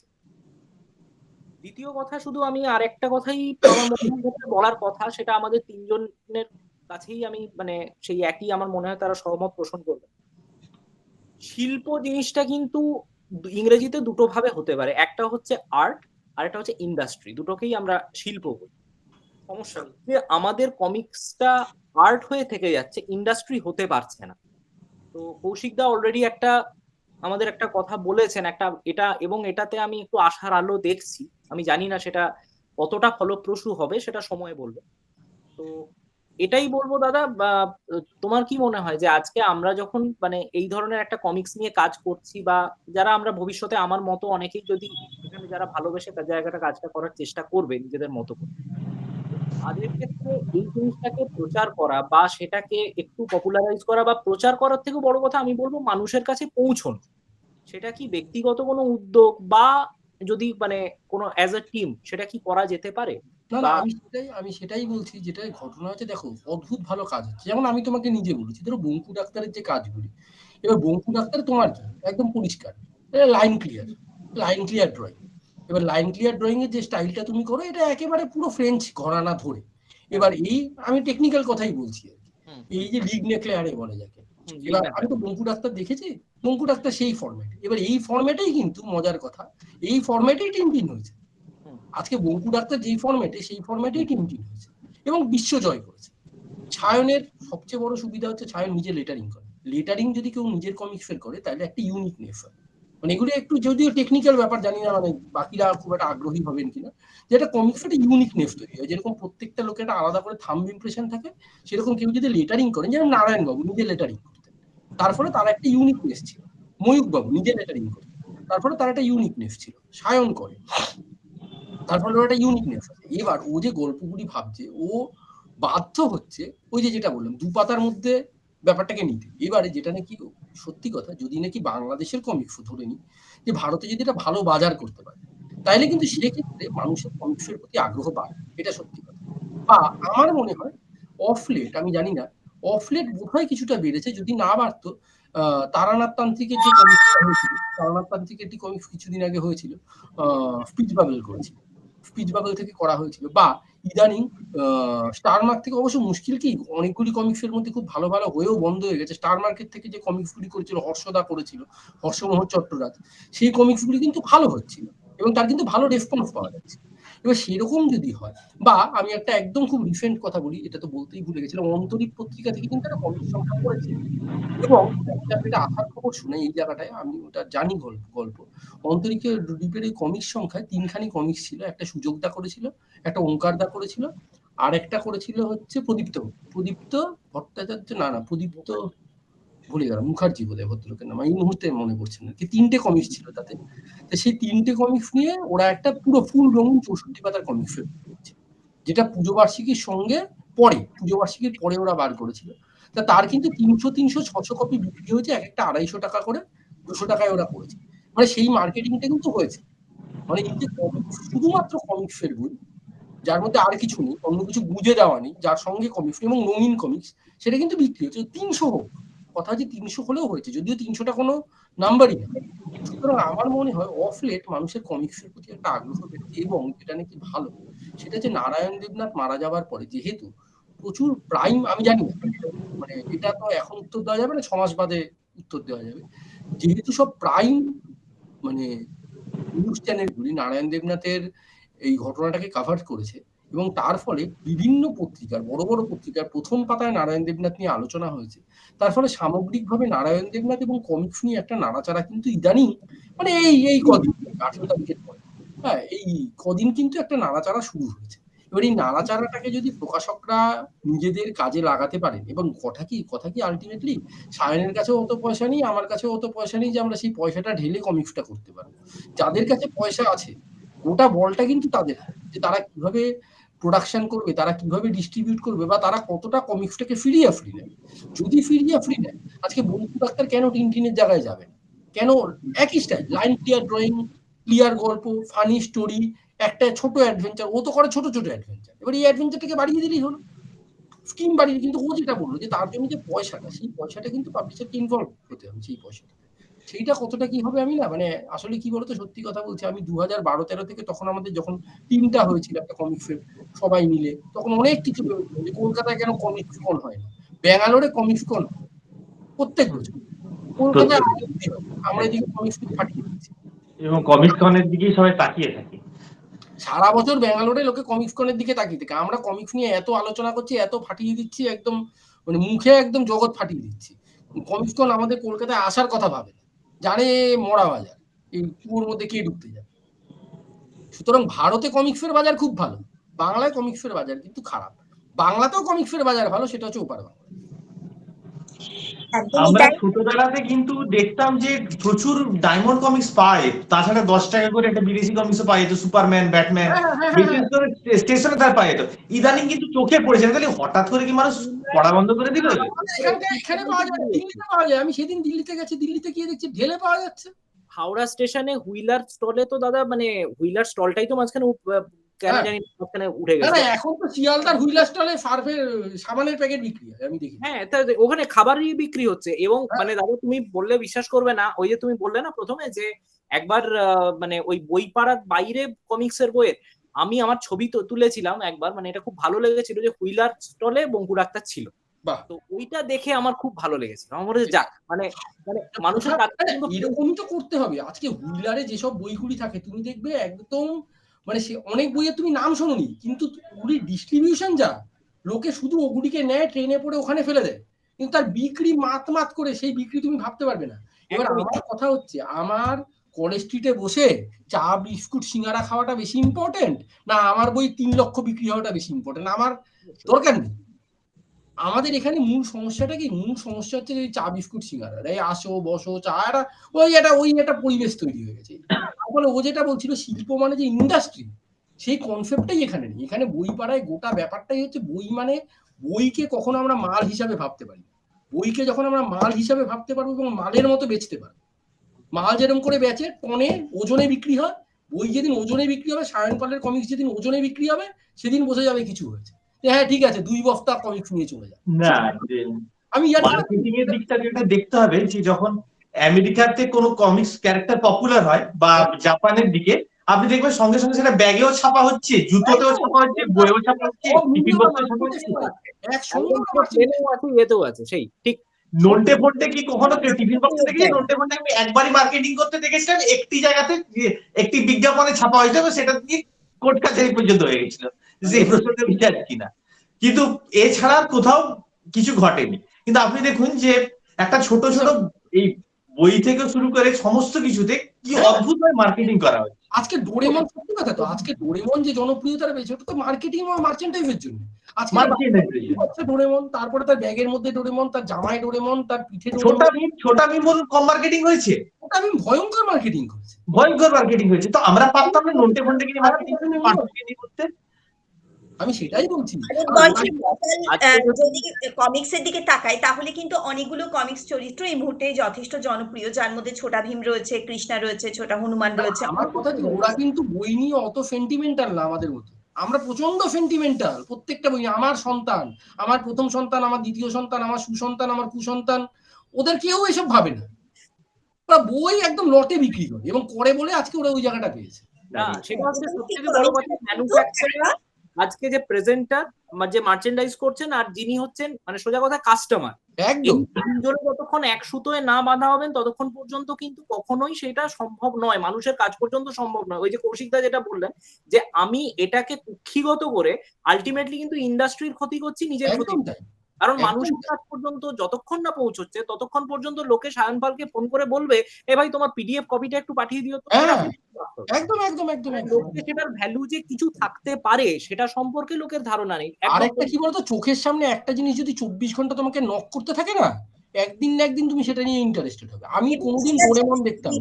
ভিজুয়াল দিকটার দরকার, সেটার জন্য যে আমাদের মানে মিডিয়ার দিকটা দরকার, বা এখন ফোনে বা টিভিতে এইভাবে যে প্রচারটা, যেটা আমরা বিদেশি কমিক্সের ক্ষেত্রে দেখছি, অ্যানিমেশনের চরিত্রগুলো এইভাবে যতক্ষণ না আসছে ততক্ষণ হয়তো এই হবে না। বিষয়টা এই ফোকাসই নেই। ঠিকঠাকভাবে আসবে আর না। সব থেকে বড় রেস্ট্রিকশন আমি দেখেছি যে আমরা এটা করতে পারবো না, ওটা করতে পারবো না।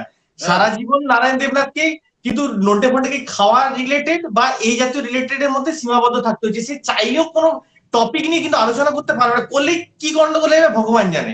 কিন্তু আপনি ডিসি বা মার্ভেলকে দেখুন, তারা আপনার ধর্মগ্রন্থ থেকে শুরু করে তারা থরকে নিয়ে, ওডিনকে নিয়ে, লোকিকে নিয়ে যাচ্ছে তাই রকমের, মানে যা খুশি করে যাচ্ছে, সব নিয়ে কন্টেন্টের অভাব হচ্ছে না। সুমনদীপ, ওই লেভেলে সেটা নির্ভর করে আমাদের ভারতীয় সমাজ ব্যবস্থা বা বাংলার সমাজ আমরা ব্যবস্থা। বলে দেখি আমরা গন্ডগোল হয়ে যাবে। কিছু জিনিস আমরা এটাও হয়তো কিন্তু একটা রাখার চেষ্টা problem। করি। সমস্ত সমাজ ব্যবস্থা তো একই রকম নয় বা হতেও পারে না, এবং তাদের ধরন ধারণও একরকম হতে পারে না।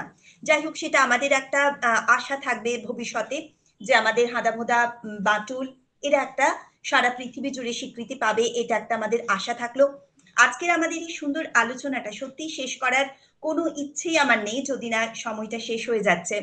সবাইকে কি ভাষায় ধন্যবাদ জানাবো আমি জানি না। যে চারজন আজকে উপস্থিত ছিলেন, সায়ন, কৌশিক দা, সুমনদীপ এবং বিশ্বদীপ, সবাইকে আমার আন্তরিক ধন্যবাদ, আন্তরিক কৃতজ্ঞতা এতভাবে আমাদেরকে ঋদ্ধ করার জন্য। আমি আমাকে শব্দটা বারবার ধরে বলছি, কারণ আমিও এখানে শ্রোতা দর্শকের সঙ্গেই নিজেকে একই আসনে বসাচ্ছি। আমরা না, আমারও ধন্যবাদ এতগুলি কথা বলতে দেওয়ার জন্য। আসলে সত্যি কথা বলছি, এগুলি তো প্ল্যাটফর্ম। এখন আমি যদি আমার ফেসবুকে বসে বসে চেল্লাই, কেউ শুনবে না, কিন্তু এই প্ল্যাটফর্মগুলি বিভিন্ন লোক দেখেন তো।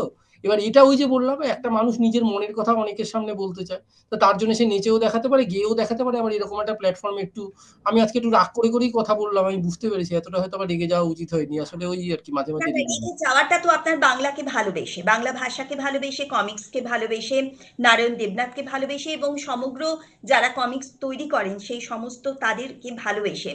এবং শেষ পর্যন্ত এটাই দাঁড়াচ্ছে যে আজকের এই 21শে ফেব্রুয়ারির দিনটি আমরা কিন্তু শুধু যে কমিক্সের জন্য উৎসর্গ করলাম তা নয়, বাংলা ভাষার জন্য। কমিক্স তো বাংলা ভাষারই একটা অঙ্গ এই মুহূর্তে আমাদের কাছে, বা আমাদের কাছে ছিলই, কারণ ভাষা তো সেইভাবেই এসেছে ছবির মাধ্যম দিয়ে।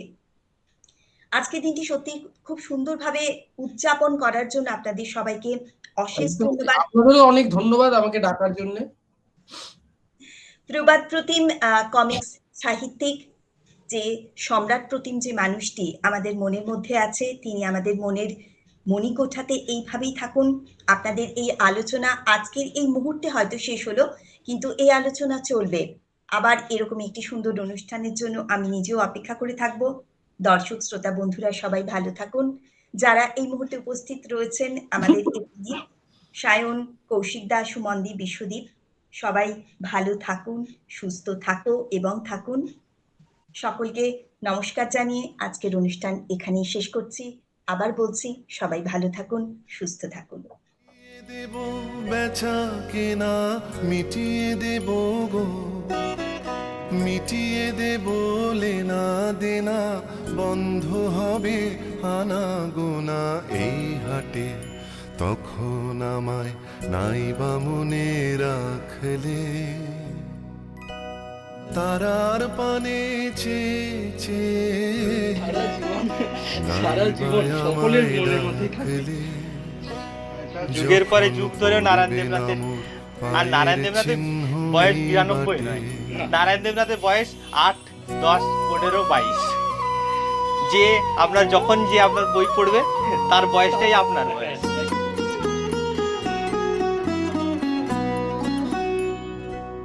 যখন জমবে ধুলা তানপুরাটার তার গোলায়, কাঁটালতা কাঁটালতা উঠবে ঘরের দ্বার গোলায়, আহা জমবে ধুলা তানপুরাটার তার গোলায়।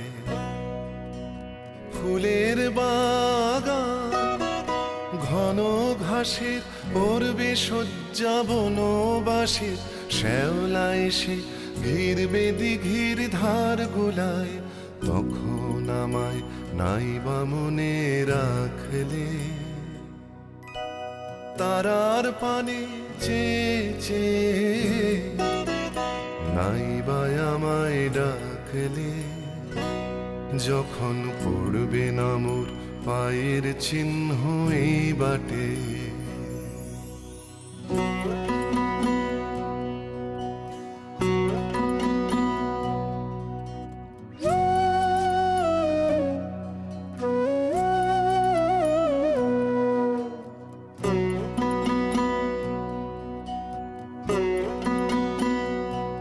তখন এমনি করে বাজবে বাঁশি এই নাটে, কাটবে দিন কাটবে, কাটবে গো দিন আজও যেমন দিন কাটে। আহা এমনি করে বাজবে বাঁশি এই নাটে, ঘাটে ঘাটে খেয়ার তরি এমনি এমনি সেদিন উঠবে ভরি, চড়বে গরু খেলবে রাখাল ওই মাঠে, তখন আমায় নাইবা মনে রাখলে। তারার পানে চেয়ে চেয়ে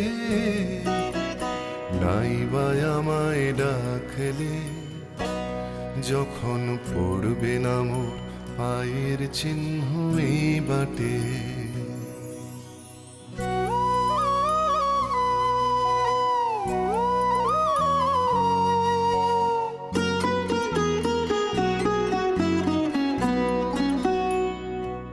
তখন কে বলে গো সেই প্রভাতে নেই আমি, সকল খেলায় করবে খেলা এই আমি। আহা কে বলে গো সেই প্রভাতে নেই আমি, নতুন নামে ডাকবে মোরে বাঁধবে, বাঁধবে নতুন বাহু ডোরে, আসবো যাব চিরদিনের সেই আমি, তখন আমায় নাইবা মনে রাখলে। তারার পানে চেয়ে চেয়ে নাইবা আমায় ডাকলে, যখন পড়বে না মোর পায়ের চিহ্ন এই বাটে। আমি বাইব না মোর খেয়া তরি এই ঘাটে গো, যখন পড়বে না মোর পায়ের চিহ্ন এই বাটে।